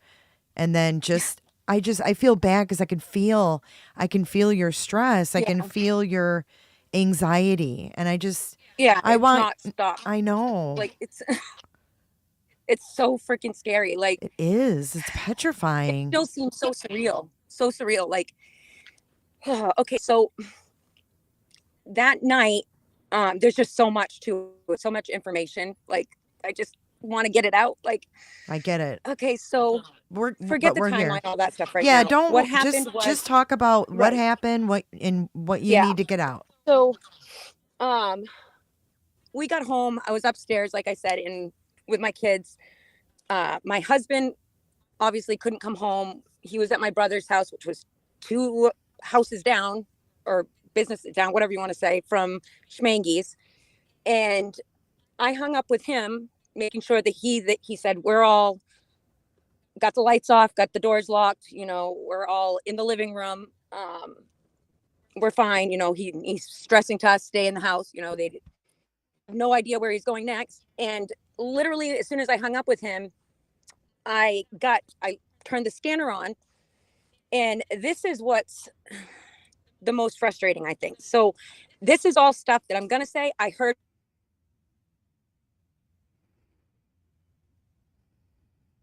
I think she might be getting another call.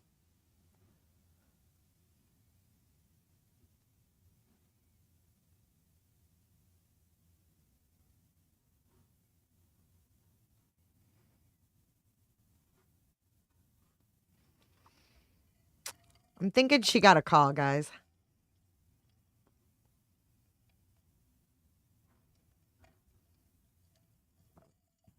Barefoot says, I still think something is way fishy about the whole thing in the lockdown at the military base due to active.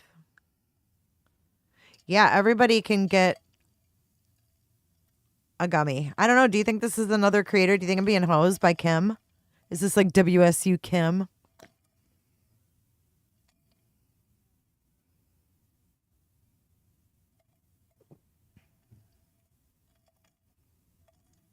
Hey, what up, Britt?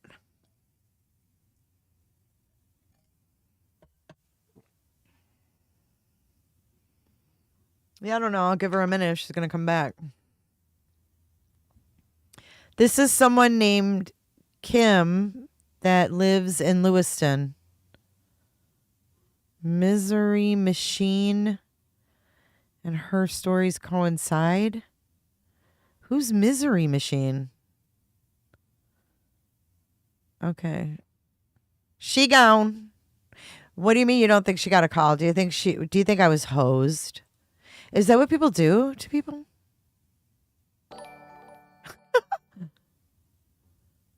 A Mai Tai and Lizzie Bones. I wish we could play Keno together. I love playing Keno. All right, I close that shiz out. Oh, thanks. Did you get cans? I did. A fresh pop. Hosed.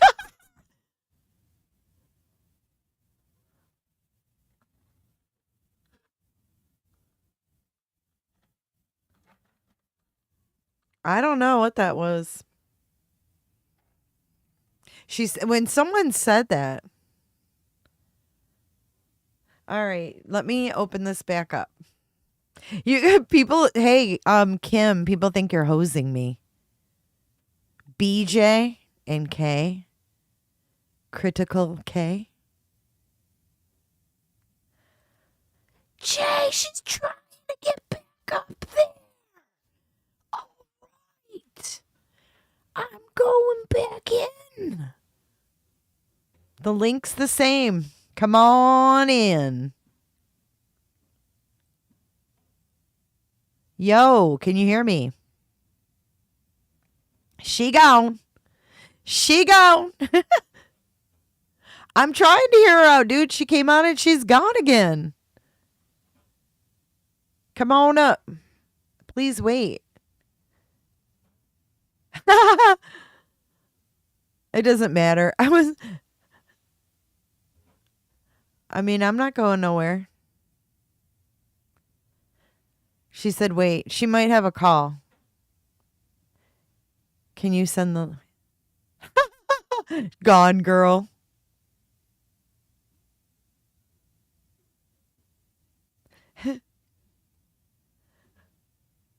Yeah, we're here for it. We're here for it. Okay, yeah, let me drop that link again. Again and again.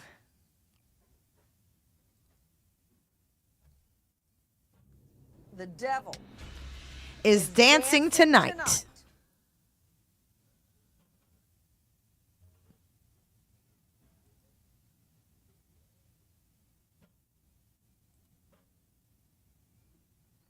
This is weird. Now I'm not even logged into my right. Yeah. Okay, here you go. This is weird. Now I'm not even logged into my right.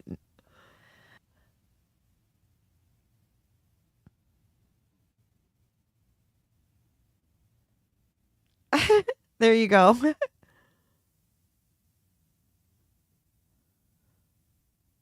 What's the 411? Skeptical J. Cynical J. Cynical J. The link's right there. It's right there. Can someone copy and paste it? That's a mod. Can someone mod me? What's the 411 with J? Can someone mod me?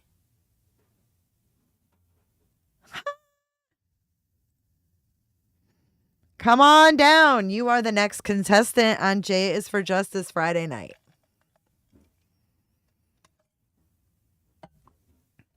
I'm not sure with all this shenanigans if I'm going to have time to make that Caitlin Armstrong video, man.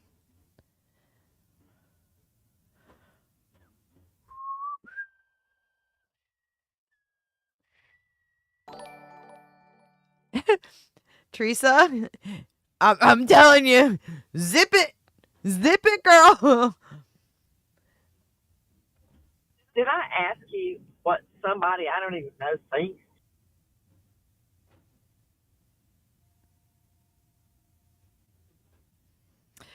Oh boy. Click what? No. It's not the phone number. I'm putting the StreamYard link in there. I'm gonna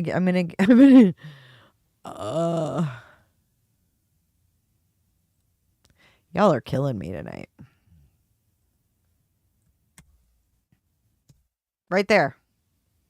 And that doesn't mean everybody and their damn brother call in. It means one person. What do you mean? Oh, you can't see the friggin' link? For God's sakes. Y'all are killing me. You are literally killing me. Because I was logged in as what's the 411 with Jay and I'm not modded. Y'all, I can't. When I say I can't, I can't. All right, I got to mod myself. Hold on. This is just straight shenanigans.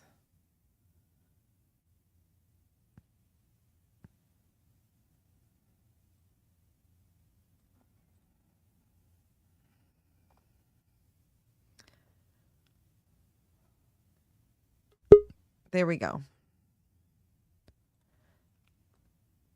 Hello? Yo, sorry about that. Hi. I'm so sorry. No, you're totally fine. Honest to God, like it keeps kicking me off saying I'm off the internet. I don't know why or what's happening. Well, it's okay. I'm here. I'm not going anywhere. So Okay. So I forgot yeah. even. So you got your Okay, daughter. so yes, I got my daughter. We came home and we're up in the upstairs bedroom, and I made sure my husband was staying where he was. And I started listening. Did you hear me when I started talking about the scanner? No, Oh, wow. I was talking to myself for a while, I it guess. cut out. Yeah. So, no, I didn't hear anything Okay. about a scanner. Okay. So at that point, because my husband, I can't remember if my husband had texted me or called back or what, but some way or another, I heard that Schmenge's was hit and that then they went to Walmart distribution center. Mm-hmm. So I started listening to the scanner for Androscoggin County. And the scanner, so all of this information I'm going to say now was legit from the scanner. Okay.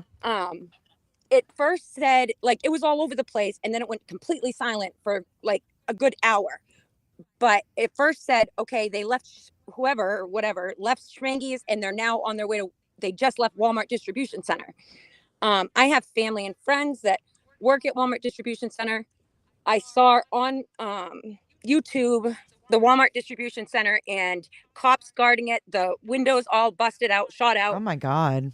So 100% they hit Walmart distribution center.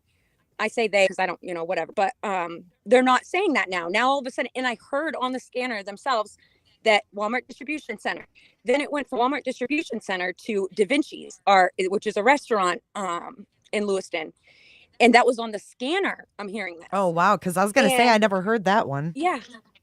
That's what I'm saying. Like, and then from there, okay, so in between this time, like I'm saying, I could be getting like time frames, what I mean? Like when I heard it on the scanner. Don't worry about the times. Don't worry about that. So I know it went silent, like dead silent for a good freaking 45 minutes to an hour.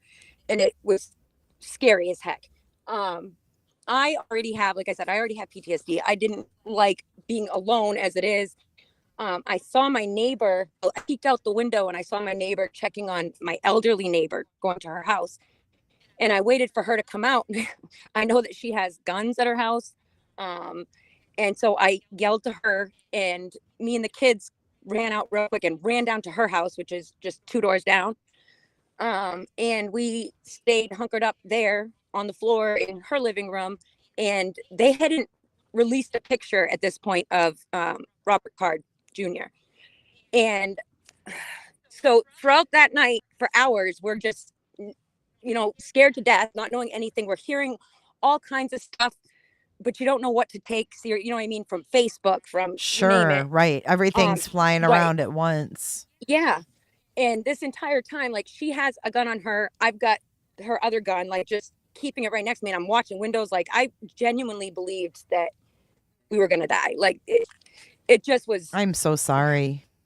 Horrifying. Yeah. So throughout this time, I don't remember whatever they posted. We were hearing on the scanner, we heard about, Walmart distribution center. I watched the video on that, which I have the video. If I can share it somehow, I'm not sure.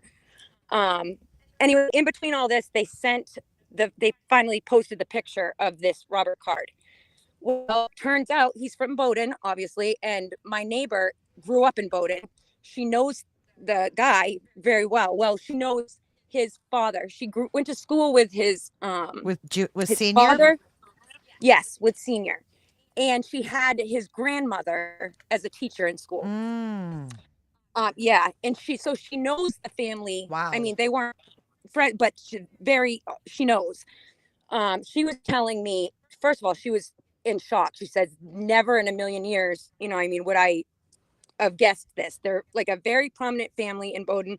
His grandmother and his mother are teachers there. His father, okay, so the pictures, the first pictures they showed with him with a gun at spare time. Mm-hmm. And then the picture they have that looks like a mugshot, kind of. Yep. She said, and a lot of people have been saying this, she goes, that is not him. That's not him. 100% that is not him. Well, there was a wrong picture going around. That wasn't him, of a registered SO. Yep. Oh yes. So that guy is another Robert Card from Augusta. Mm-hmm. And so nothing to do with him from Augusta. Right. That Nothing to guy. do with him. But no, this picture, they're still posting it, that it's the shooter. Oh, Sorry, man. picture. And then it's got his which first of all, it's not a mugshot. It's when he was in the hospital. This 2023, he was in the hospital for 2 weeks because he was schizophrenic, I guess. He was hearing voices and all that. And he threatened to shoot up his military base. I'm literally let me ask you a question. So no, you're okay. You're okay. Did you know this family or you just have heard of them? Did you hear of them before this? No. Okay. I don't know this family. I never heard of them before that. But my neighbor, Joanne, she's a friend of mine too, very trustworthy. Like everything she said was factual. Like where they're looking right now in Bowdoin and all that. Like she had told me beforehand. Like, well, for one, they're saying it themselves. He's an instructor, a gun instructor, whatever, for the military. Right. And out where they live, so his whole family where they live, they've got I guess thousands of acres, a lot of it's woods, obviously. And this guy he's very, very smart. She said the whole family was very bright. There's so many places he could hide. She said it would be, and she even said, she goes, I wouldn't be surprised if he had an underground bunker even. And I had posted in the chat about his Facebook. Before they pulled his Facebook, they were able to screenshot one of his posts or whatever, which I can pull up right now. I don't want to hang up on you again, so I'm hoping I don't. You shouldn't. Okay. Yep, you're still there? Yep. No, it should be okay. Okay. You're fine. If you do lose it, okay. I'll just put the link in the chat I'm just again. going to read it. Yeah, go ahead. Okay. So this is little clippets of Robert Card's Facebook. I don't know the date of it. I think it was a couple nights or before. I'm not really sure of the date. So, but at 11:25 p.m., Robert Card, I've had enough of this political correctness bullshit. It's time to take matters into my own hands. 11. I've been trained to kill and I'm damn good at it. These people will pay for what they've done to our country. 11:30 p.m., Robert Card, it's time to make a statement. I'll show them what a true American is capable of. They won't know what hit them. 11:33 p.m., Robert Card, I've got my guns and plenty of ammo. Let's make America great again by getting rid of these scum. 11:37 p.m., Robert Card, I won't stop until every last one of them is gone. This is my duty as an American. 11:40 p.m., Robert Card, they can't hide from me. I know their patterns, their hangouts. I'll hunt them down and take them out one by one. 11:43 p.m., Robert Card, the Army trained me to be a killer, and I'll use every tactic I learned to make sure these non-whites regret ever stepping foot in our country. 11:47 p.m., Robert Card, no one will stop me. I have a mission, and I'll see it through until the end. God bless America. This was from his Facebook? Yes. Because I found his Facebook right away too, and I didn't see that. Yeah. So granted, I'm not 100, you know what I mean? I can't say 100% this is, but one of the news outlets posted this. Really? Which one?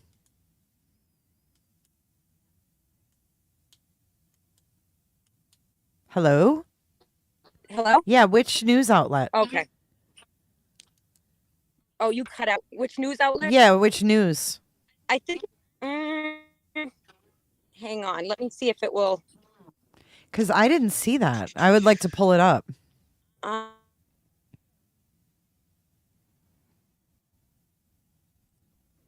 Maybe I don't know. But my friend sent me this.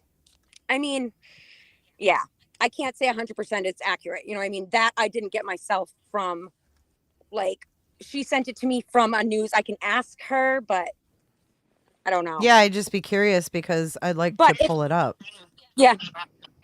Yeah, nope. I would be too. I really am not 100%. I would check maybe, I'm assuming the Sun Journal, which is our local newspaper, that they get the first of everything. But then again too, it could be, I don't know on that. But if that is the case, what's scaring me is, for one, copycats. That scares the crap out of me. But if that's the case, and they're from a military family, is what my neighbor said. They're a military family. He has lots of places. Apparently, he's been in contact with his brother or his sister, his family, and the news is saying this. He's been in contact with his family, and they're trying to tell him to turn himself in, which, if they've been in contact, I don't understand why they can't trace his number. I don't know. They also were at his house for 2 hours last night, and they said that they saw, I don't know if it was heat sensors or what, but they saw somebody inside, but they were there for 2 hours on the blowhorns, just telling him to come out. Yeah, and then they left. So everything's been tight-lipped. Like, on the scanner that night, I was hearing that people were being arrested. There's clips all over Facebook in our area of people being arrested.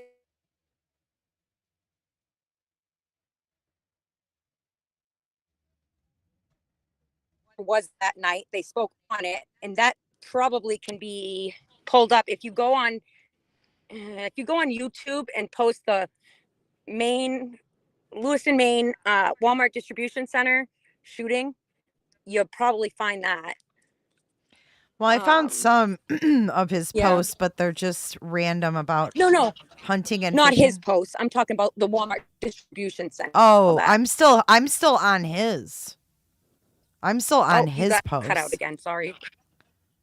Oh, you're cutting Hello? out. Yeah, you're cutting out pretty bad. Okay. It's freezing. I'm so sorry. No, it's okay. Yeah. So. Yeah, I don't know. I mean, there's some on here been... about him being in the Army for 20 years. And then his friend Stuart Ross says, that's awesome. Mm-hmm. And then he says, we'll have to hook up for a beer. So, you have his Facebook? No, it's deleted now. You were able to pull up his Facebook? No, it's deleted now. But this is, I got this from an article. Yeah, I looked. But... Yeah, they removed it pretty quickly. Yeah. They removed it like right away. What I heard. Mm-hmm. They had it down right away. Yeah, that's what I heard. But with all the victims being white, I just don't know. I don't know. I know. You know what I mean? That's like that. The first thing I thought it doesn't really make sense. Mm-hmm. Yeah. Right. Exactly. And I will say, like, I don't know for a fact, but I don't know. It just sounds, you know what I mean? Somebody to be able to do that to innocent people, you know, it's gross. You don't know from a hole in the wall. Yeah. And so I've never heard of. Let's go back. You said his grandmother or his mother is a teacher? Was someone in his family? She said, yeah, both of them were teachers. So would that mean that some of these? I'm pretty sure she said the mother. So does that mean that some of these children might have been, like the children in the bowling alley could have been their students? No, because this was in Bowdoin. Oh. Which Bowdoin is, I mean, they lived in Bowdoin, but it's Bowdoin is about, I'd say, a half hour, probably, maybe 45 minutes from Lewiston, Auburn area. Well, thanks for clearing that up, because I was like, wait a minute. God, could they know these kids, you know? Yeah. Yeah, no. Have you ever been to the bowling alley? So also, yeah, so that's another thing. The owner of Just in Time is my brother-in-law. He's my sister's husband's brother. Him and his wife got out safely. But I don't know why they're, from what I gather or what I've been hearing. Again, I have not heard this from the news that I don't think I did anyways. I think it's just been, word of mouth. But I heard that he was just broke up with his ex-girlfriend or something, and he frequented the bowling alley and Schmangy's. And his new hearing aid supposedly was talking to him and told him that people at these places were talking about him or I guess, you know, whatever. And that's what they're giving us as far as that is, I did see on the news. That's what they're giving us as far as a motive so far. Isn't I that haven't weird been able though to about talk to the my brother. Isn't that weird though about the hearing aids? It's very weird. I mean, it's very weird. Like I was saying earlier when we were live, I was like, maybe that could have contributed if he was already having like psychotic episode going on. Cutting out. Like if he was already having a psychotic episode going on and then You just cut out.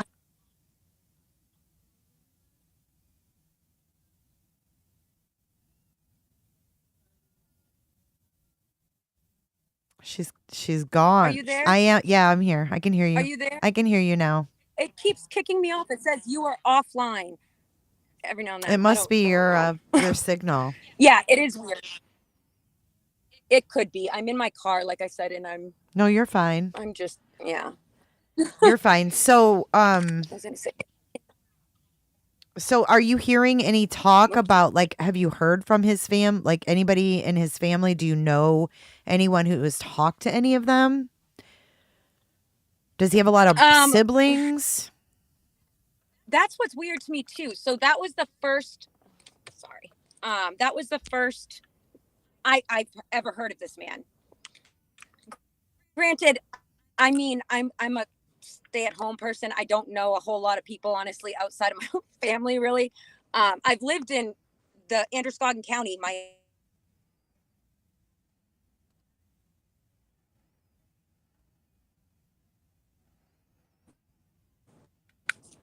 Hello? Yeah. I just wait. You keep cutting out. Are you on Wi-Fi? Yeah. I'm wondering if my Wi-Fi is on. Do you think that? It might be if you're not on Wi-Fi. That might be it. No, I am on Wi-Fi. I'm wondering if I should shut that off and just use my... Try it. See what it does. See what it does if you turn it off.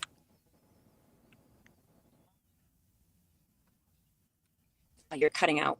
I'm going to shut off my Wi-Fi. Yeah, try it. Turn it off. Okay, hang on. Hang on. Hopefully that'll help. You can still hear me, right? Yes.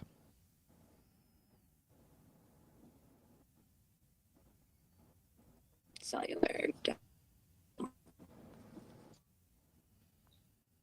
Okay.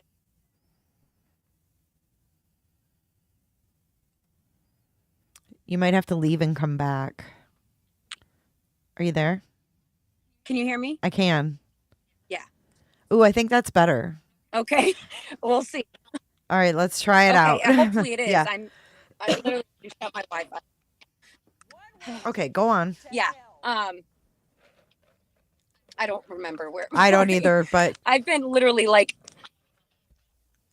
so I have really bad insomnia as it is, and I think I've probably gotten a total of 2 to 3 hours max of sleep since that night. Who can blame you? Oh, it's been so like unbelievable. I don't even know. I don't know. Let me ask you So something. How that do you night- feel now that they've you ask me lifted, questions, that'd be better. like now that they've lifted this shelter in place? How do you feel? Do you feel safe going out there? Because he kind of really downplayed it. Absolutely not. No, that's what they've been doing this entire time, and that's what's scary. So I had to have it out with my daughter. My daughter works at Little Caesars. Mm-hmm. Well, don't give Which too is much literally- identifying information. Yeah. Right. Be careful. Okay. Right. So, yeah, she is only 16, which I have said.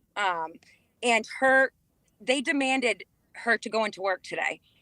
And while the order was still in place, my work is down. My husband's work was, today he was told to go in, but she's a child. They were and, I mean, demanding that a last- 16-year-old comes in during this lockdown. Oh, listen.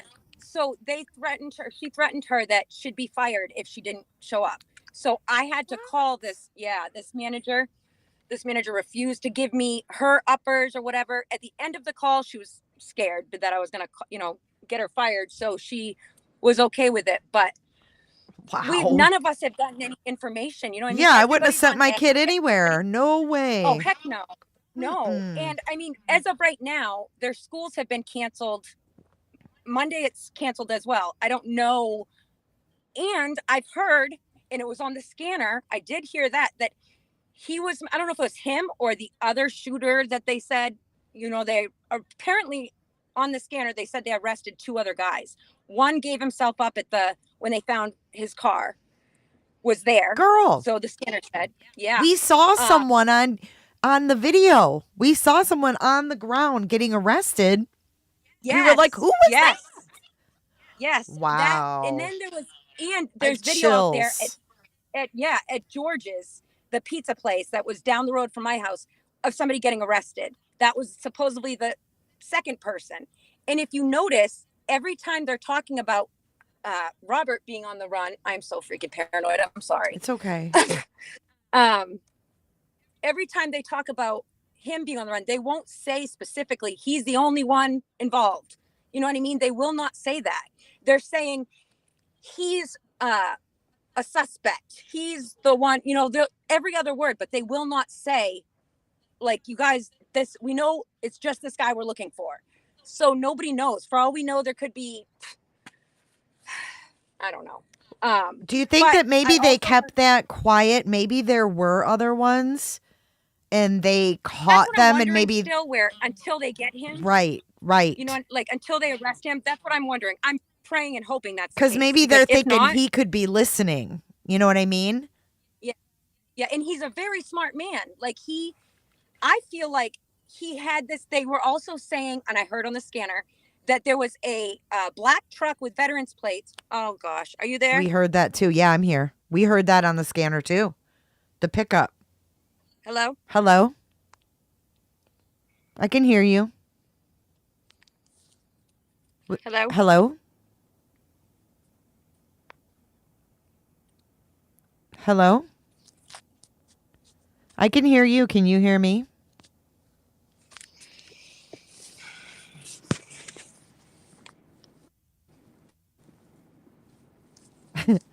I can hear you. Can you hear me?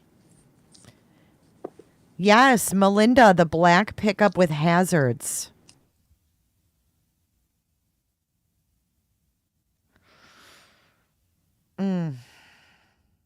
Kylie Rodney case still an open investigation with the FBI. It is?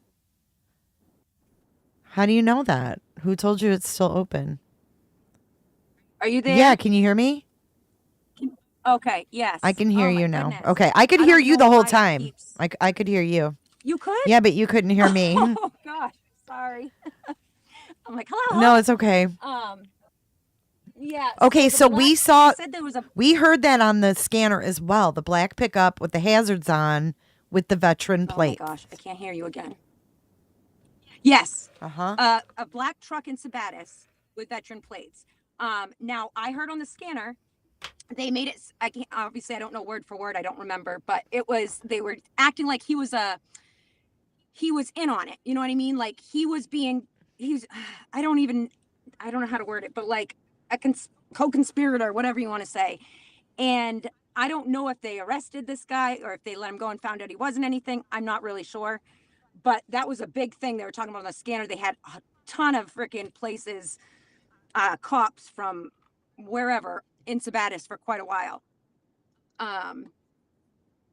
Yeah, I don't know. Like there was so many different things on the scanner that it's still, even now, like it's silent most of the time, which is even more keeping everybody on edge. Like in every single press conference they have, they're telling us a whole lot of nothing, you know, like. No, they haven't told us. Are you there? Yeah, I'm just listening. Oh, okay. No, I'm just listening to you. No, yeah. No, they haven't told us anything. And quite frankly, the one yesterday was totally political, right? And then slap in the face, basically. And then today they do one earlier, right? And they give updates, whatever. And then they scheduled this one at 5. And then it's like, for what? Oh, all the media leave the room. And then they come back in and then they're like, yes, what was that? I don't know what that was either. It was- That's what I was wondering. And then they showed the pictures of the weird. victims, but it was like, why did they need the media to leave the room? You know what? That's another thing too that I found so strange. Like, was there a 4-year-old victim or wasn't there? Because I never heard a thing about a 4-year-old, a 14-year-old. But I saw pictures in the list of the names or whatever. Unless I this didn't is see new a one that baby they're in the now pictures. releasing. When they showed those pictures, I didn't. Either. I know there was a 10-year-old little girl that, oh gosh, it's freaking, that's my son's age. It's horrible. I think it was 14. Got shot in her leg, got grazed in her leg. I know there was a 14-year-old. It was a boy that was shot and killed. But the guy said 4 years old, which threw me off. But It sounded like 4. the girl- But how about that Liam kid, that guy that did the interview, the blonde? He said there was a baby killed. Okay, I didn't see that. I hear about this Liam. I've heard that from my neighbor who was saying something about that. And I haven't seen anything about this Liam guy. Yeah, do you want to watch it? I can pull it Yeah, up. yeah, Okay. I'm curious.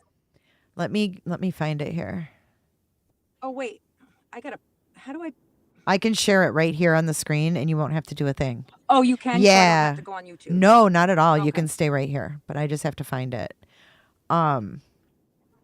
Was he supposedly at one of the places? No, he just said he knew the family. Hang on, I have to find it. Liam. I do know too. I don't know how I forgot this, but my brother's friend was at Spare Time. And Liam, He we got understand out that you just in time, but I haven't been able to talk to him yet either, so I don't know if I'm interested to talk. I just don't want to right now. Obviously, I can't imagine, what he's going through, but I want to ask him if he saw, the shooter, because I don't know. It's just so fishy to me. Like, there's no way these two shootings happened at the same time. It was literally at the same time, within minutes from each. Like, no way it was even 10 minutes. Yeah, I mean, we saw it too. We heard it and we saw someone get arrested. I mean, no joke here. Yeah. Oh, yeah. Yeah. I saw, if you go on YouTube, and I don't know, between YouTube and Facebook, but obviously my Facebook is being flooded right now with all that. There's videos of several different arrests. And I mean, I'm hearing this I heard on the scanner itself, at least 2 arrested for that specific crime, like that night. It was 100%. They said, anyways, that 2 people were arrested. But a lot of it was strange too, because to be honest, like, it's just something doesn't sit right with me. The way that they were so calm about it and it went silent and like I don't know, like, we've got them right now. You know what I mean? They're arresting one of them, whatever. We have them right now and on the ground, but it was just so matter of fact. And It was like they were just felt- taking it in stride. It was, to me. Yes. And it was. Well, can you see the it's just screen so right weird. now? Everybody around here. Can you see the video? I see the screen. No, You can't see it? I see a picture of Oh, you and wait. my Hold on. picture, and then Sorry. Can you see it now? No, you're good. Yep. Okay. All right. I'm going to play this. I want you to listen to this guy. Liam, we understand that you grew up near Robert Card and his family. Can you tell us anything you know about the person of interest in these shootings? Well, I grew up about half a mile away. Bowdoin is a very interesting community. There's kind of like a center hub near the school and the town store, excuse me. And then you have like West Bowdoin, but they all interconnect around the school and the town store. And I just happen to live near there. And the family complex, it's basically a compound. The family and Robert, they're all gun fanatics. They, for all intents and purposes, are very much associated with right-wing militias. It's known in the town to stay away from them and to not approach them. If you see them, you just turn around and walk away. I remember going to the town store when I was a kid, about, around 12, 14. And I remember very vividly, it's just been the image that's been kind of going around in my head, is I'm going to the store and there's a way station there for deer. So he had just killed a deer with his buddies and the deer was hanging and blood was dripping on the ground from the deer, and he was covered in blood with a gun on his back with a giant grin on his face. And they were all smoking cigarettes and drinking their morning coffee and like praising each other. And also they would shoot guns all the time. Like you could hear them every day after school. It was like clockwork. You could hear them shooting guns, and the sound would ricochet up the valley. I could even hear it at elementary school. At times, you could hear them shooting guns. Liam, real quickly here, we only have a few seconds, but this is a close-knit community. Do you have friends who you know were injured last night? Yes, there are some friends of mine that have been injured. I know there was a baby that was killed at the bowling alley. It was a children's bowling night. So I do know that happened. I'm not going to give any information out until the police officially release the names. But there's going to be a lot of heartache and tragedy that comes from this. Well, Liam, Kent, we appreciate you taking some time. All right. Thoughts? Wow. Do you believe him? I don't at all. Not even for a second. No. I don't know, and I can't tell you exactly why. I just don't. For one, nothing of that he just said has been shared. Besides, this is my first time seeing that. All I have heard is that this family, anyways, was very, very normal family, and the family even now, like, so my neighbor, like I said, grew up with a dad. She called him Robbie. That's how she called when she was talking to me about it. Like. Yeah, she said he was just a good old country boy. Like he lost it. He whether it be the military, maybe caused PTSD, I don't, whatever it may be. A lot of people. The family was very. She did say the grandmother was a mean ass teacher, but I mean that's as far as I've heard. And we did hear from another guy that was a witness that knew them, and he said they're good people. Yeah. He said, I've lived here for 44 years and they're good people. So I was like, this Liam guy is saying the complete opposite. That, and there was no baby killed. There was no baby killed. I know for a fact there was not a baby killed at the bowling alley, if that's what he's saying. Yeah, that's what he said. I know for a fact that's not true. See, and that's just gross. Unless they magically, yeah. Now, at the bowling alley, it did happen that the 10-year-old was with her mom, and she got grazed with a bullet. That did happen. But I wouldn't call a 10-year-old a baby, though. Unless it was like my child and I was saying, my baby. Right. But the way he said it, too, made me kind of wonder. He said it was a baby, but he said that it was youth bowling night. So is he calling it a baby? Maybe that. But even that, like that 10-year-old was just grazed, not saying it's not horrendous. It is. She was grazed with a bullet. She didn't even go to the hospital from what I gather. Like, I mean, it wasn't even like a. Oh, the one that did the interview. It was not. Oh, hold on, Kay. Or Kim, sorry. Emily Welch is in chat, and she said, I have a coworker who was at the bowling alley with her husband and their friend. Her husband and his best friend didn't make it. Jason Walker and Michael Desloriers. I mean, if I say this wrong, I'm sorry. Desloriers. Emily, I'm so sorry. Yep. Those two were on the. Yeah, I am so sorry. Absolutely tragic. Like, if you look at the pictures, right, that they have of him walking into spare time, his eyes are just soulless, like just dead eyes. That's what something happened. I've been dreaming about it. Like, it's horrific.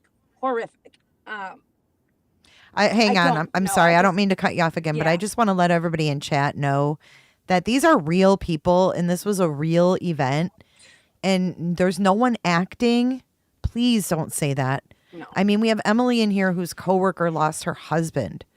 Please don't say that. Sorry. Go ahead. No, you're totally fine. I also just think, like I said, my mind is all over the place, so I apologize for being scattered. But my brother is a realtor, and he told me this morning, this is the brother that lives right down from Schmangy's. He's a realtor, and he just sold a house to, what's his name? Sorry. oh my gosh, I'm freaking scatterbrained. You're okay. Robert Card's cousin. And actually, hang on. I think I have it. I'll pull it up in my text, what he had said. You're doing great. I agree, Flo. Flo's. Thank you. You are. This is a lot. It's scary. It is. And it's honestly like they're giving us such little information. I mean, I guess it would be different if tonight they would have said, we got him or, something. Well, that too. But honestly, even then, I don't think I'd feel safe because I know how sketchy it all was. Like, I know there was more than one shooter. I know there was. And like, why is it so hard to get him? I don't know. So that was another thing that I was going to say and I'd forgotten. They also said on the police scanner that I don't know if it was Robert Card that made the threat or one of the suspects or whatever, but made a threat that they were going to shoot up Lewiston and Edward Little High School the next day, which my daughter attends, obviously. Like, it's all over the place. Okay, so this is a text from my brother. He had first said, Mom and Dad's neighbor knows him well too, and said he knows those woods better than anybody he's ever known. He said, my clients I sold a house to, his name is Robert Card. It's his cousin. So apparently he has a cousin that's named Robert Card as well, where he's a junior. I'm assuming that name was in the family, I guess. And then I had asked him about the SO offender, and he said, no, that's the Augusta one. Yes, from Augusta. The Robert Card I'm working with is the shooter's cousin, not, yeah.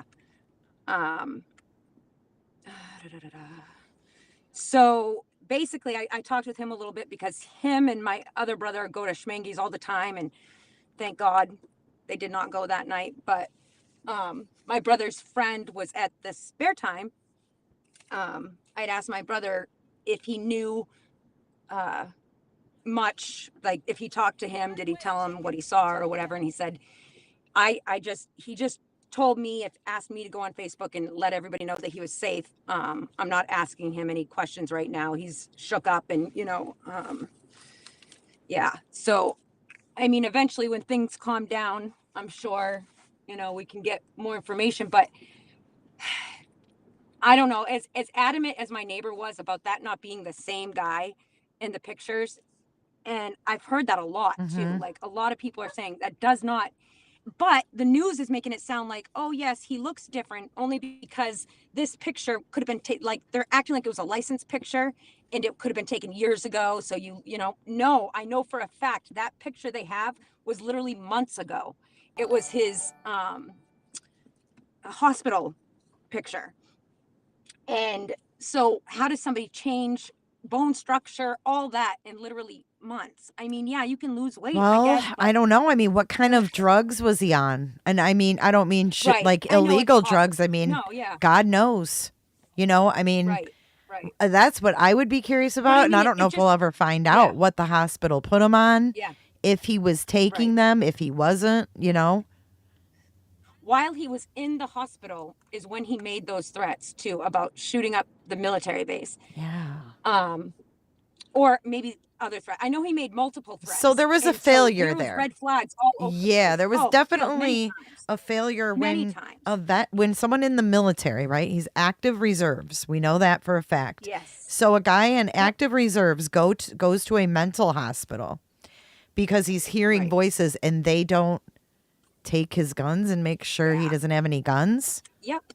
That's a major failure. But we keep hearing, oh, there's no red flag law or whatever, but we have a yellow flag law, which is apparently, from what I gather, is if you're mentally unstable, then they take your guns. But if that was the case, then I don't know. But our gun laws in America, obviously, but I mean, in Maine, especially, it's unbelievable how easy it is for, okay, so I know for a fact, like teens, in fact, so my son's in jail right now for charges like that. Like it was easy as heck for him to get his hands on. You know what I mean? Like far too easy.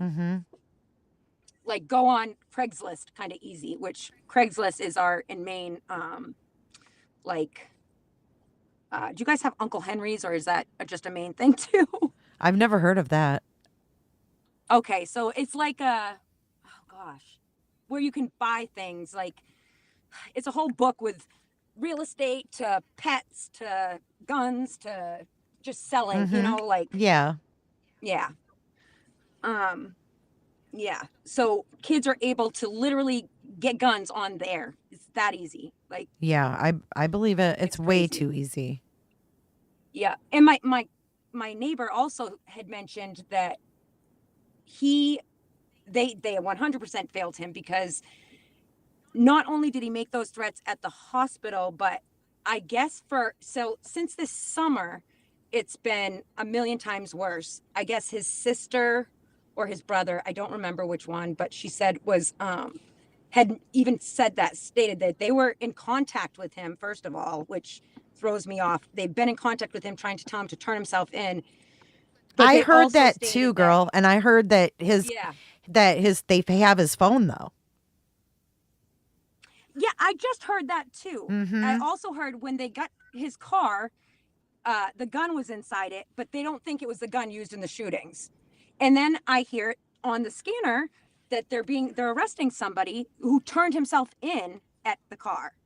So Oh, shit. I'm thinking the way it sounded like they caught this guy. You notice how the door was open still of the car? Yeah, I think both sides were open.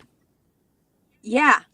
So I think the way it made it sound on the scanner as well was the guy gave up, like pulled in to wherever that was, got out, and they took him so quick, the doors were left open, everything. That's how it sounded on the scanner too. I think he had another car waiting. I don't even know, or if he even was there. I think I don't know. I don't even know. Diana, he didn't fight in war. He never went to war. Nope, We found that never out. had to go. Yeah. Because we were all thinking PTSD right off the bat from war, and he didn't. Yeah. So exactly. that's baffling as well. No, I guess. But what's kind of weird to me too is, and my neighbor said the same thing. She said, growing up, he didn't have any mental health issues. So she didn't know him super well, but she literally was in classes with his father. And they lived not far from each other. You know what I mean? So that's where she's lived right up until, I think it was 2 years ago she moved here. And they said the family was very, very nice family. Like, they had lots of property. They were good people. And their kids were good, just good old country boys, she said. We called him Robbie. He was very friendly. I mean, quiet, but she never knew anything about any mental issues, and she had never heard that either. And now, like, in the way they make it sound like in the news is this all started months ago, like in the summer. You know what I mean? Like, they're not talking about his history. There's no history it's just all odd to me.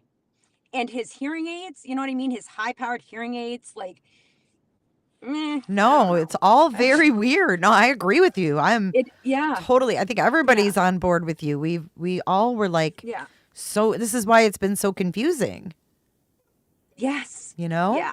But I'm looking at my live. I pulled it up. I'm just going to scroll through it while we talk, because I know that when we were live, we had that arrest come across in some of this footage. And I can't remember where I saw it. Yeah. Oh, yeah. And listen, I'm just saying, too, I remember specifically at least 2 on the scanner. I'm pretty darn sure there was several, because we were all thrown off that night. We're like, what the heck? I thought you know what I mean? It sounded like, and at one point they were saying on the scanner that we believe there could be 4 to 5 shooters. Like, it was all over the place. And we still haven't gotten any answers. But I do notice they're being very, like, standoffish about it only being one shooter. They've never said it's only we believe this is the only shooter. You know, like, never. Yeah. That's kind of strange to me. That would put people at ease, you'd think, a little bit, if you tell them there's no one else we're looking for. It's just him. And I don't know. And you know what else is strange is that they didn't give, like, any last known location or where they were looking. Like, Exactly. like they're just Yeah, I locking know. down 3 counties or And right something. now, the video that you had up where they were in the woods somewhere in Durham, like Durham, why are they in Durham? I'm so confused. That's like, as far as I think anyways, okay, I'm not super familiar with outskirts of Lewiston, Auburn, like, but actually I'm going to look right now what the distance is between, but I believe if I'm right, Durham is like, and I did ask my neighbor, I said, does he have family or people that live in Durham? She said, last I knew, he lived in, actually, no, she knew absolutely that he lived in Bowdoin because her daughter lives like on the street over or something from where his parents' house was anyway. And they were all in the same vicinity-ish, you know what I mean? Like in Bowdoin. And let's see, wait, Durham. Okay, so Durham from Auburn, which is where I am, which is literally Lewiston's 3 miles from me, is 76 miles. Let's see, Bowdoin. Okay, yeah. Bowdoin's an opposite direction and it's 18 miles from me. I don't know what they're doing in Bowdoin. And I don't know. 18 And why miles? are they out on this huh? Okay, look at the screen. Isn't that it? Hang on. Is that the farm? Oh, wait. Hold on. I am looking at my map thing. Hold on a second. Okay, I'm looking at the screen, but oh shoot. Actually, I'm on your YouTube. Okay. Let me go back. I'm seeing on the okay. It's kind of blurry because it was from Twitter, but yeah. see how they're all on the ground? They've got someone on the ground. Now watch. Yep. The That Twitters right now. This is from last night or 2 nights ago. Yeah. Hang on. Is that does it show anything else around? I don't know. Let's see. Because I let this loop. Yeah. Like, where are they going? Oh, wait. That's in New Auburn. Oh, wait. What's that right there? Stop it for a minute. Hold on. Pause it. Where is that? Sorry. Go back where the signs were.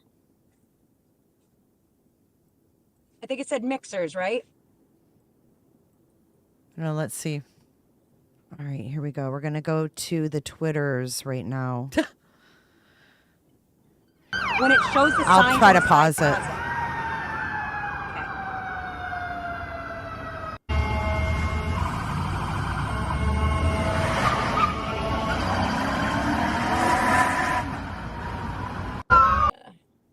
Pause. Yeah, right there. Yes, that's mixers, right? Right there. That. Go a little bit more. Is that? Oh wait, margaritas. Does that say mixers or margaritas? I don't know. I can't because that's read it. another thing I heard, which just reminded me. They also said on the scanner that he went to margaritas, which is literally on not closer to me than George's Pizza is.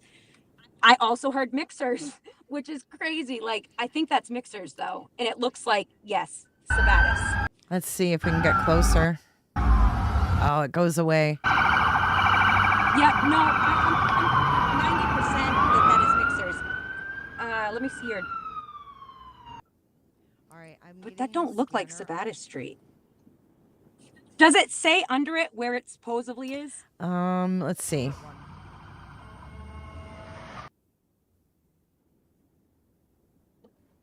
Active shooter in Lewiston, Maine. Suspect still at large. Central 6 is on the air to go to PD.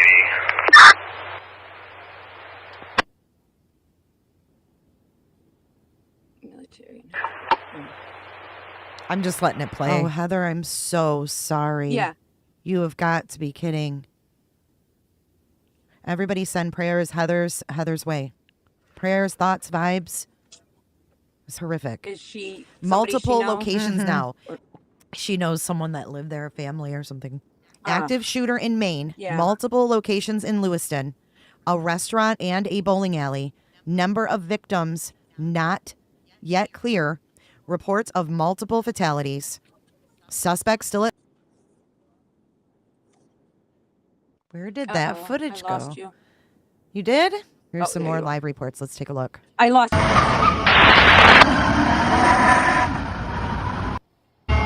Short one. In comments, does it Here's say some more anything? video. Like, Oh, that's where it was. oh wait. Hold on. Yeah, let me. That looks like spare time. It flashes so quick. I can't. Active shooter in Yeah, Lewiston, that- Maine. that Suspect still is at large. Central 6 is on the air to go to PD.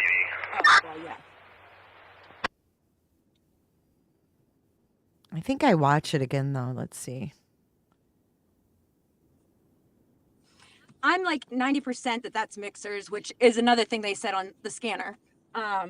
Was that whoever, I don't know if it was him or one of the other suspects that they had that was going to mixers as well. And there was definitely a ton of police going through Sabattis because I have a family member that lives in Sabattis, and yeah, they told me that as well.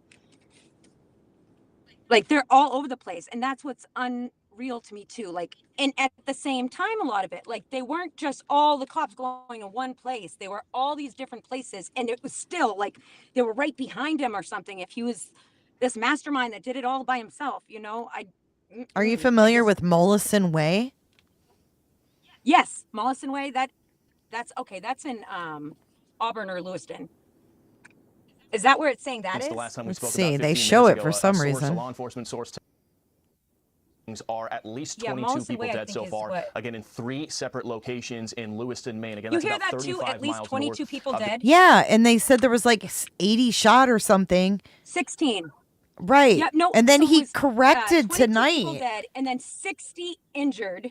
Yep. It's changed so many times, which I do understand. Yeah, like, it's gonna change. In the beginning, you can't give a exact answer, and then people pass away at the hospital or recover. You know, I understand that, but it's like they're just giving out.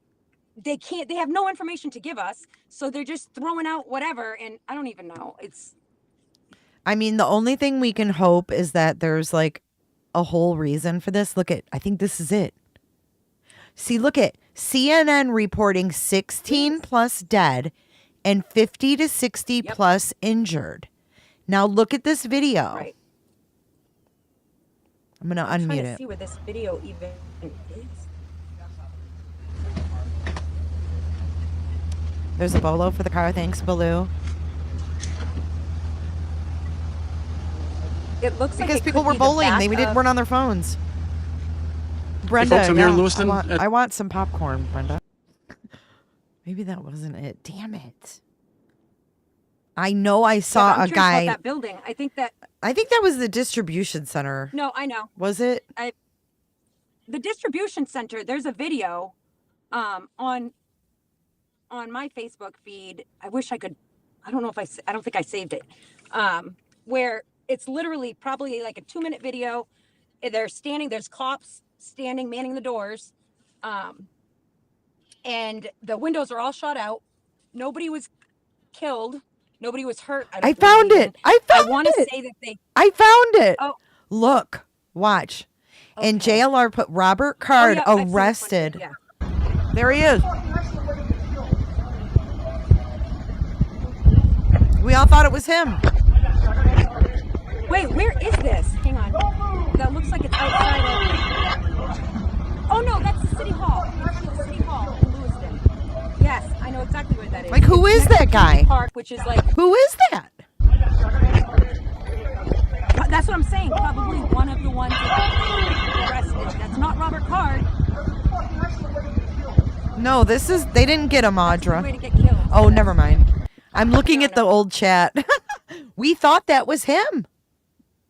We thought that was him. Well, that's another thing, too. They told us... I heard on the scanner... I was at the scanner for that. I don't remember. I heard somewhere this morning that... Or early morning. So it was probably like 1 in the morning, 2 in the morning. Because all I've been doing is watching this stuff, right? I'm not learning nothing new, but watching it to keep up on it. I try to freaking lighten the mood and put something else on and watch it, but the whole time I'm scared, you know, like anyway, that they went to his house last night, right? And they made it sound like on the scanner, we know he's in there. We know 100% he's in there. They had helicopters, they had freaking they said something at one point about sending a robot in. I don't even know. They were there for 2 hours, and it sure looked like every police officer imaginable, every, whatever, was all at that one location just to be there for 2 hours. And then they leave and they're like, oh, false alarm. Like, It's very weird. where he could have got so far by then. None of it makes sense. None of it. And they're not telling us anything. You're not allowed to do anything. Like, I mean, it was so, it's like a freaking ghost town. If you go to get gas, they tell you got to go home. Oh, I bet it's weird. And, and now it's like, it's so okay, weird. you can go out, but at your own kind of I was going to say, risk. so right when you were doing right after the press conference that you had on here, I got the order on my phone. Hang on, let me pull it up. Oh, yeah. Tell us what it says. So these are actually all the orders. Yeah, I was going to say okay, so the first order that we got at Wednesday, oh no, this wasn't the first, sorry. This was the second or third. This was at 10:12 on Wednesday night. Public safety alert. Androscoggin County officials have issued a countywide shelter-in-place order. Please make sure your home and vehicles are secured. Updates from officials will be forthcoming, which they weren't. But then today, today, right after the press conference, 5:42, he sent it to me. It says, public safety alert. Shelter-in-place order is rescinded, except hunting is prohibited in the towns of Lewiston, Lisbon, Bowdoin, and Monmouth. Beginning Saturday, 10/28/23, until further notice, the state police continue to search in Lewiston, Lisbon, Bowdoin, and Monmouth for Robert Card and recommend individuals remain. And that was it. It's cut off. That's where it ends? Remain. Vigilant. Literally. Probably remain vigilant. Yeah. So, okay, check out the screen. This is supposedly his house. Yeah, I'm confused by that too, girl. I don't know what to tell you. I have not seen this. Yeah, I Google Earthed his house. So I did see it nighttime, but yeah, okay, that makes sense. It does look familiar. Like, yeah. Why?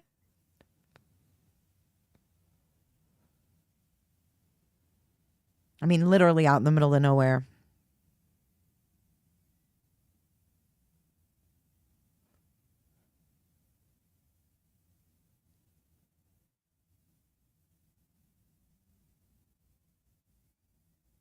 Yes, he still had the firearms. And I think the senator I think it's the senator, when she did her political speech, she was like, the yellow flag, thing didn't work. It was a failure or, whatever.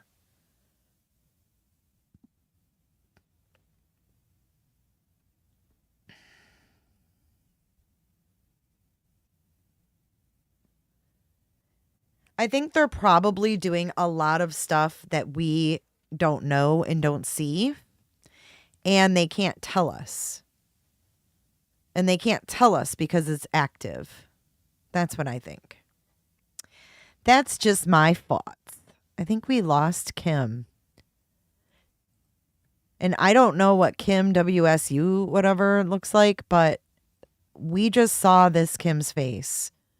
So I would really appreciate it if you guys didn't say that she's not who she says she is.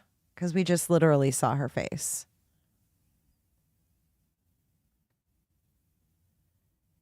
Yeah, I don't know. I think we were hearing from senators because people are pissed about these guns and they want answers. Because if he was active military, think about it this way.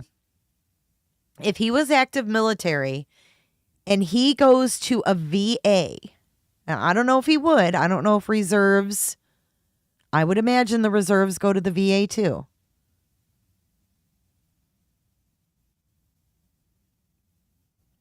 But they should have taken his guns. She dropped off.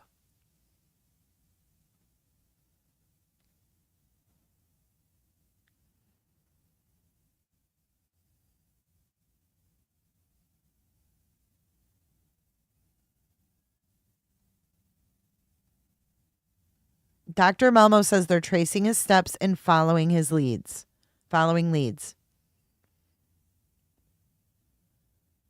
His dad was a mail carrier, divorced with child. Month ago threatened someone in Saco, Maine. I mean,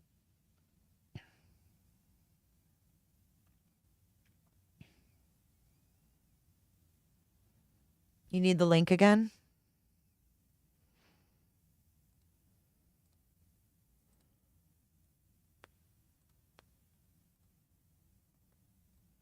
Yes, here it is. Yeah, he could have found a way, but they still should have taken his guns. You know what I mean? Even if, whatever, there's a way he could have gotten it. Right. Someone in the reserve screwed up and didn't confiscate those weapons. So they need to find out where the failure is. Because there's 18 families that are going to want to know. Right? Like this is not... Listen, I'm going to tell you why Truth Exposed was blocked tonight. Because we had a local calling in on a mass murderer and she's drama in my chat. Not happening. So please knock it off. We're talking to someone who had to live through this. Please be respectful. Hear me? I can hear you, honey. You're back. Okay. I'm back. You're back. Welcome back. Listen, I apologize. I got a phone call again, and every Do time not I get a phone apologize. Call, you guys got I a lot hit going end on. and yeah. Is everything okay? Is everybody in your fam at home and safe? Yeah, everybody. Yes, everybody is safe, and I mean, I do feel safer than yesterday, but I just wish that I had more information. You know, like I wish they would have given a little more, at least to ease our minds a bit. That and if they lifted the order, I'm sure I'm gonna have to go back to work tomorrow, and that scares the living crap out of me for sure. Yeah. It scares me to even hear you say that. Yeah. They have school canceled Monday, but what about Tuesday? You know what I mean? I can't keep my kids home forever, and right. But I'd like to. Like, I'm seriously wondering if I can homeschool them the rest of the year. I don't even. Well, let's see what happens at tomorrow's presser. Okay, because probably nothing like today's. I and know, but I hear how anxious you are, and I hate hearing that. And I want you to feel calmer, and I want you to join us if you can tomorrow morning, because I'll go live, and we can watch it together. Okay. Absolutely. What time are they saying? I think they said 10 a.m. But I don't know if they changed that tonight. Honestly, like, I haven't been like on top of what in their press conferences, especially today, literally, because it almost makes it worse for me. Like the last few have, because they're not saying anything and they're just acting sketchy to me, and it's freaking me out. It's very up in the air. Yeah, I mean it's tough to know that if you can't even go to a store without worrying and looking over your shoulder.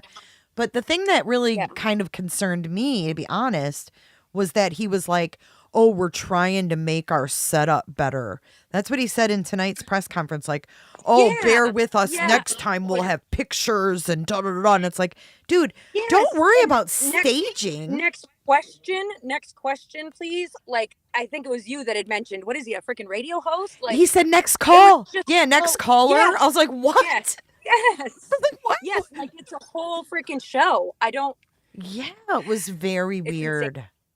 And I mean, if you knew Maine, or even, it is the safest place. Like, I don't even lock my doors at night. I really don't. Yeah. Like, it's so safe. It's so, the worst thing. Okay, so Lewiston is considered more, I guess, downtown. Auburn is higher, I guess, not quite as bad as Lewiston, we'll say. It's more, there's a lot of drug addicts in Lewiston, stuff like that, but it's still very safe. Like, the worst you hear is, robbery or some, which is still even right. But generally it's a safe area. It's so safe. Like, I would have never, ever Well, and how Imagine wild this, that like- it's someone who's lived there his whole life. It's not like it's some rando, you know, that you Right. guys no one ever Yeah. heard of. You know, this is someone who Right. has roots there. And Exactly. that's got to be really hard too, because you've got this big extended family. Is there a possibility that one of the victims are somehow related by marriage or something like that to this family? Right. Yeah. And it's very possible. Like, yeah, they have, especially in Bowdoin. I guess most of his family is from there. Because if you notice, he said tonight, he's like, we're not going to talk about their lineage. And I was like, what? They did? I didn't hear that. Yeah, he said lineage. Why? He said, we're not going to get, But I also got feel pictures. like they're making him. Yeah. Like, I feel like maybe they're so sketchy because they know they dropped the ball so badly. Or, you know what I mean? Like they just dropped it so badly. This guy is an instructor in the reserves for guns. You know what I mean? An instructor. And he literally made several threats beyond the hospital stay. Then in the hospital, they have it right out. He made threats where his whatever head guy in the reserves, whatever, made a call and made him go to the hospital for that. He was going to blow up the, their, you know, I'm sorry, I'm freaking can't even think straight. Their base, military base. And still we'll let him have his guns. We'll let him teach even. We'll let him freaking lead all the other. I don't know. It's all bizarre. It's scary. I mean, let's face it. It's very scary. It is. Yeah. It's And unsettling like, how are we as hell. supposed to? Yeah. How are we supposed to feel safe for our kids to go back to school? Like, this is not far fetched like anymore. It's not, or not far fetched, but I mean, this happens. It doesn't happen here. This is.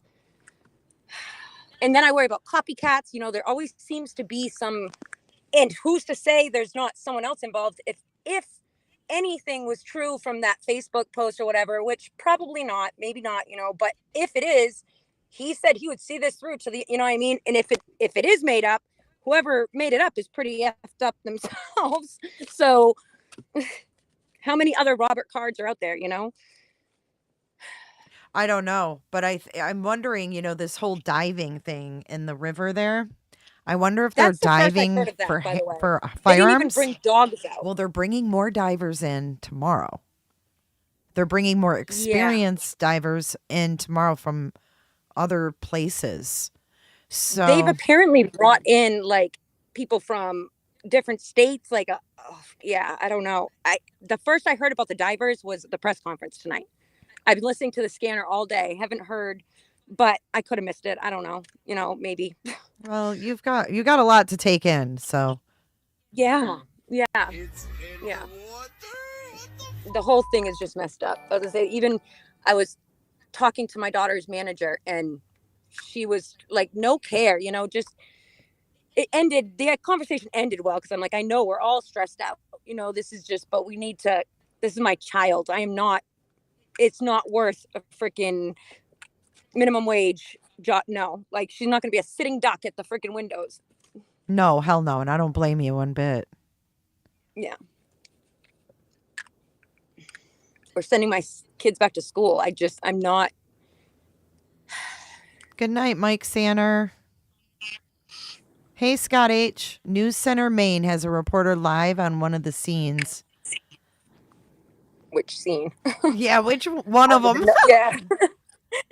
News Maine. I've been watching the Maine News Center. They have had really good coverage, actually. Yeah. It doesn't look like they're live right now, though. Oh, yeah, they are. Oh, no, they're not. They're not live anymore, Scott. What'd they say? Anything of importance? No, the last thing they had, Maine Department of Public Safety hold press conference 1 hour ago. And then 8 hours ago. Said a whole lot of nothing. Nothing. I didn't catch really everything other than making us feel worse and saying, nope, it's lifted. Now go back to work. Like, oh, Biden. Oh, that was 2 months ago. Did you guys have something happen 2 months ago?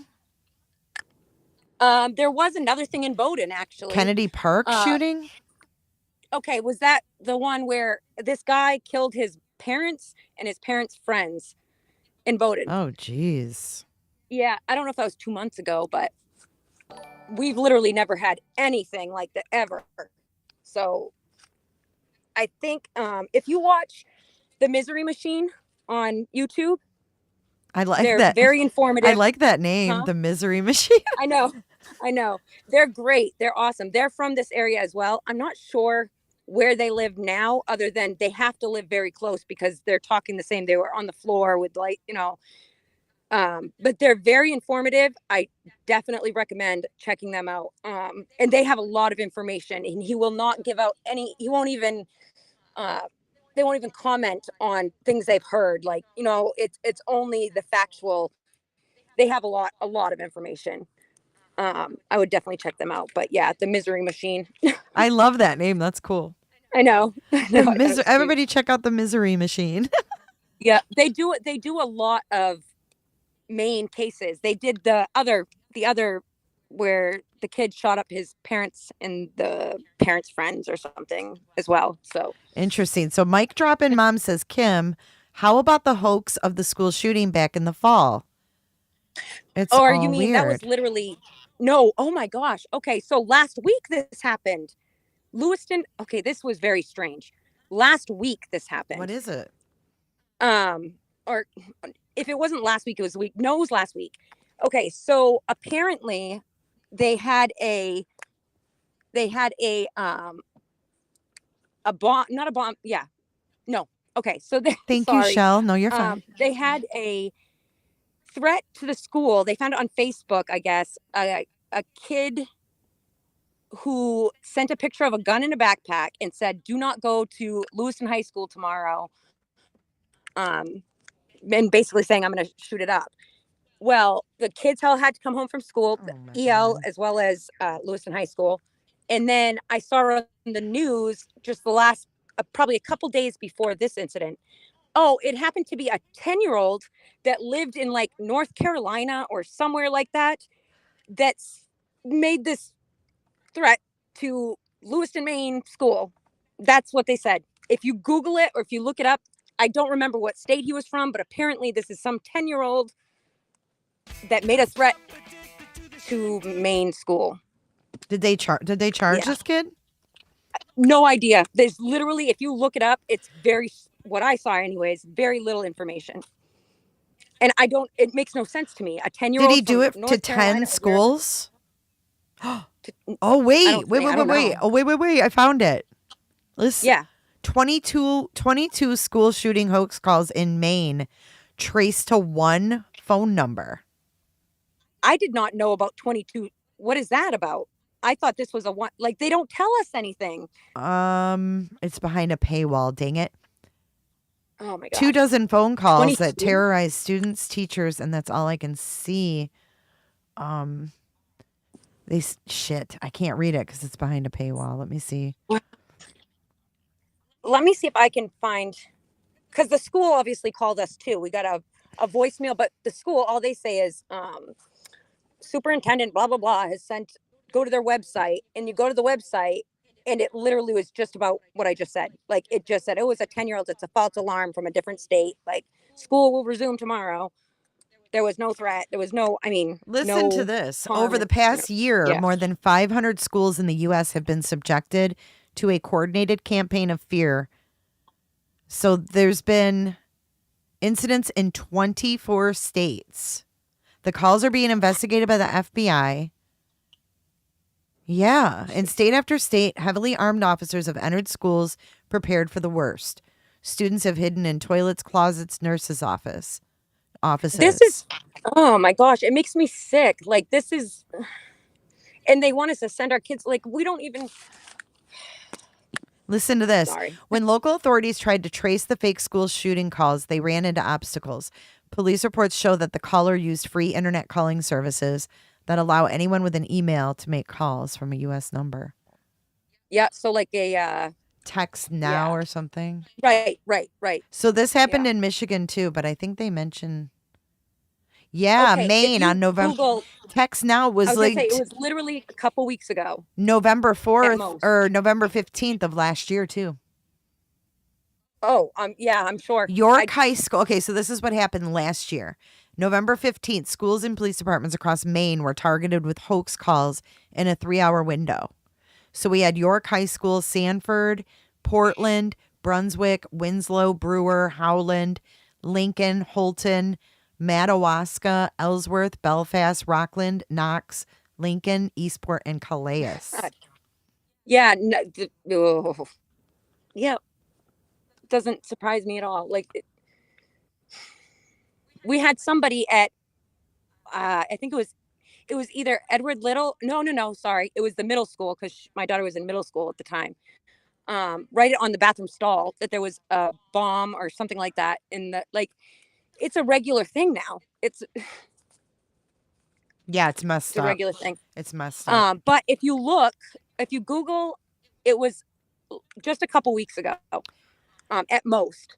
Yeah, it looks like October the Lewiston, Maine. 6th, and I can't. Okay, that would make sense. I can't open that one though. Let me see. I can't find another article. I was gonna say there will be one that you can. I think I'll look too. Hang on. I just don't. Everything's coming up from Google, because I don't think I still have the voicemail, which didn't tell you anything anyways, but to go on the website. Okay. What was the date? October 6th? Yes. Okay, October 6th. I just can't believe the lockdown's over and they don't have this dude. What the yeah. Yeah. Me neither. Okay. Well, of course, now all I'm seeing is him. I shooting know. going on right now. Yeah. Hang on.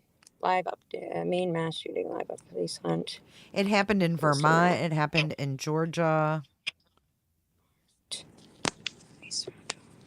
Yeah, I can't find. I can only find that one article, and I can't open it. I'm Googling it right now because I know this is where I found it before, but I'm literally having to scroll through everything that's happening right now. That is strange, though. That's just a couple weeks ago. Either. Oh, yeah. No known threat to New Hampshire after mass shooting in Maine. New Hampshire's providing resources to Maine as they search continues for the suspect. Wednesday night's mass shooting.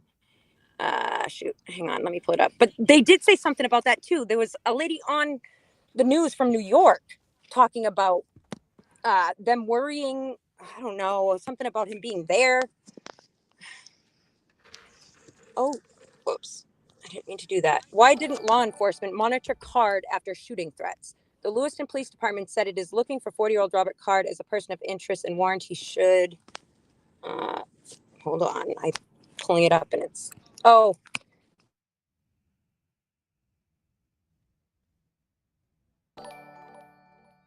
Uh-oh, I think we lost her. Shell, they took they rescinded the lockdown. Oh, there you are. You're back. Yeah, sorry. I pulled it up and it was a YouTube video instead, so it hung me up. Okay, what is this that you have pulled up? Oh, nothing. Just JLR. He was live earlier, so I just have it playing. Okay. He's where like the media is staged. I'm not sure where he's at. Can you tell where that is? I think he's at Lisbon. He's at the Lisbon High School area, it looks like. Okay. I don't know, though, exactly until he maybe shows more. That might be their staging area. Or the boat launch around that, maybe. I don't know. There's like I know that the middle school was used as. Yeah. I know the middle school was used as a they were reuniting families at the Auburn Middle School. What I don't get, though, is literally still, I've got helicopters going over my house in Auburn, okay? Like, if this guy is so far out all day, I've had helicopters going over my house, but yet they're in Sabattis, they're in Durham, I don't think they have a clue, to be honest. Like, I don't. See, what I'm thinking is maybe they think that he threw firearms in that river. Are they looking for him or are they looking for firearms? I hope they're looking for him. Right? Like, I would hope. Well, I mean, what are they looking for in that water, I guess is what I meant to say. Like, oh, yeah. Are they looking for Unless they guns? think he killed himself. But if there was a gun in the car, then he would have had to have taken one with him. to kill himself. Right. Right. Well, that's another thing too. They arrested somebody that was driving his car, or that's what I'm assuming, or he was in the car with them maybe, and he got away somehow and he didn't. I don't know, but that was on the news. I mean, that was on the scanner. Was they were arresting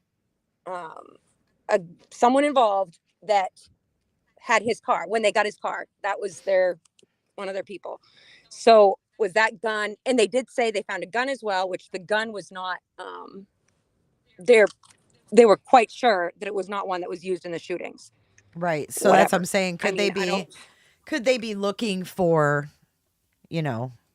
other firearms? Yeah. I'm sure he had several.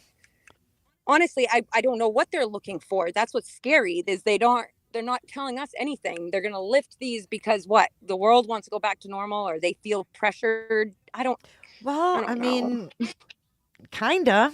I mean, they locked you guys down all week, took your kids out of school, stopped people from going to work, and have given no answers. How can they justify that's right keeping you guys locked down like this? I understand that, but how can they justify letting it up and not telling us anything? So we're all going to go to work petrified, and our kids go back to school petrified. Like, I guess he wants you to just trust them. Oh yeah. Right? That's right. Yeah. She laughs. Well, I mean, we'll find out more hopefully at 10 in the morning, because I think it's odd. They had one at 5 p.m. and then they're doing one at 10, being that at nighttime they're obviously not diving. They're not being able to see, through the darkness. So. Why aren't they calling the military in too? That's what I wonder. Like, why aren't they calling in? Because I've heard nothing about that, but I've heard a lot of people asking that, Yeah, they didn't with the one in Pennsylvania either.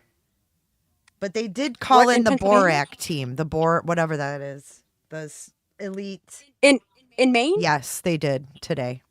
So they're going to have even more. What does the Borak stand for, you guys? Let me see. Wait, though, especially since he's part of the Army Reserves, right? Like, why not call in his people? I don't know if they call in the military for things like this. I don't know. I mean, yeah, I don't know. What would they call him in for? It's the Border Patrol Tactical Unit, BORTAC. They have a sniper. They have all kinds of well, it sounds like this guy's a sniper, so there's special unit, tactical unit. Okay. So I also wonder, like, they're not giving much background information on him at all either. As far as, just he was in the reserves, he was for 20 years, whatever, he never served. But he's an expert freaking, he's teaching. I just wonder too, is there anyone in his life that would harbor him and help him? I've wondered the exact same thing. Mm-hmm. The exact same thing. And I asked my friend about that. I said, do you think, like I said, she wasn't good friends with the family, but she grew up with his dad. I mean, his dad, and grandmother and mom were teachers or whatever, the dad. And I said, do you think, and she told me he has a brother, a sister. I don't remember how many, but I know 100%, at least one sister and one brother. And I said, do you think any of them would harbor him? And she says, the people that I knew, no, I don't believe they would. And she's the one that actually told me that they immediately, right after this happened, when they found the note, which the note was not a suicide note, all it was stating you have everything, basically, leaving it to his son, gave his bank account, all of that. So basically, I'm not coming back. Right. Probably knew he'd get caught or whatever. When they found that, this is what they're saying, they immediately took his parents, his son, and took them away to a safe place. Do you know how old his son is? I don't know. Yeah, I'm not sure. I'm not sure. But I'm thinking probably at the very least, he has to be an older teenager. That's how I pictured it too. Yeah, that's what I'm thinking, because he's divorced. He's 39. Yeah, Yep. Yeah. And the story going around about the ex-girlfriend or whatever, my friend anyway, she says there's no truth to that. She said, for one, he has an ex-wife his ex-wife has been an ex for a little while now. She said she knew nothing about a girlfriend or anything like that. Obviously, she can't say 100% it's not true, but she does not believe any of that's true. And they've not said anything like that on the news. No, they haven't. Yeah. So my thing is like, I'm wondering, okay, it'd make a huge difference if they found a reason behind this. Okay, there was a motive, like if it was for a girlfriend or whatever, but none of that makes sense because you went in just shooting whoever. Right. There was no, but were those two places specifically targeted? Because that's where the murders happened, why? Like, Spare Time, that is not a place that grown-ups are. Okay, Schmangies, I understand if his thinking is, going after, even if he thought, I don't know, but they're all adults there. You have to be 21 and over to be there. Mm-hmm. But the bowling alley on a Wednesday night, that's a family gathering. We don't have places. That's our only bowling alley in Lewiston or Auburn, or for all I know, I think the other one's in Augusta. So, and it was youth bowling night. It's so disturbing. And you would think he would know that because he raised his kid there. Exactly. And not only that, but from what I gather, and I did hear something about it, I want to say it was on the news, that he was a regular at the bar and he also enjoyed bowling, or really like it was one of his hobbies or something. Like on Facebook, I heard that I heard that he too. had liked both those places or whatever. But I mean, he went in there and you can even see it in the picture. I don't know. The picture, I just think he's got dead, soulless eyes. He looks possessed to me, to be honest. Like, I wonder if he even will remember. I don't know. I hope they take him out alive, and simply because I'd like answers, like. Yeah, why?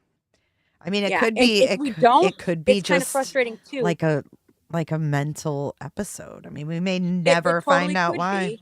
Right. But If he's I don't dead, know. we'll probably never know. I just don't trust the government. But it's just so weird how everything is happening. And I do wonder, like, if they knew this would happen, or to some degree, or I don't know. Well, I mean, we have to definitely give them time to get to the bottom of what went Right. down Yeah, at the I know. I'm hospital, just thinking right? I know. I bet you are. But I'm just thinking, like, out loud, like, they have to track down those medical records. They have to look into that, find out what went on at the hospital. I mean, this has just been, like they said, I know the word is fluid, but it's fluid. Yeah. Yeah. And it's like, I'm so thankful for the first responders, all of that, don't get me wrong. Absolutely. Absolutely. But it's just the no answers, like that's what makes me question everything so much harder. Like, how do you expect us to send our kids to school or go to work or without any, I don't know. So do you have to work tomorrow? Or Monday? So as of right now, it's closed until, but it sounded like my manager made it sound like when the, when the thing is lifted? Yeah, is lifted, that would probably be going back to work. She did tell me we're being paid for the time that we're out, which is great. Nice. And they're not going to force us to go back. Like, we won't lose our jobs or anything if we're not comfortable going back right away. But I mean, I don't know how long that would last, like I'm just, I don't know. My husband had to go back to work today, but luckily he works at there's bulletproof glass. Like, they're not getting in there. But I mean, my daughter, like, that was insane to me. That was just, yeah, that's stupid. It's just still so surreal. I think honestly. everybody, and I guess the thing is too, like, we have to be careful not to be too critical because like no one's ever gone through this. So You're right. Yeah. I mean, you've got your daughter's but not I'm not defending it, but like she's got to be there and she's probably like what the fuck, you know, and they're telling me I've got to run this place. I got to have my employees here like it's just it's ridiculous, but it probably isn't her fault. It's just everybody doesn't know what to do. And everybody's so stressed out right now too. That's what I'm saying. Like the call, it started like she was very rude, whatever. So I was probably not very friendly back, but it ended. I literally said, I'm like, I'm not trying to make this a thing. Like, I just please understand where I'm coming from. And it ended well. Like she said, she goes, no, I do. I understand. She's like, this is crazy. Like we were honestly, both of us were just quiet a lot too. Like just, we don't know what to say. It's just so, it's still hard to believe that it's happened, you know? Yeah, for sure. And I mean, I don't even know. You sound if like I you're in know shock. any of these. Oh, yeah. Yeah. You do. You sound like you're still in shock. I don't know still if I know any of these people. Like, I mean, this is literally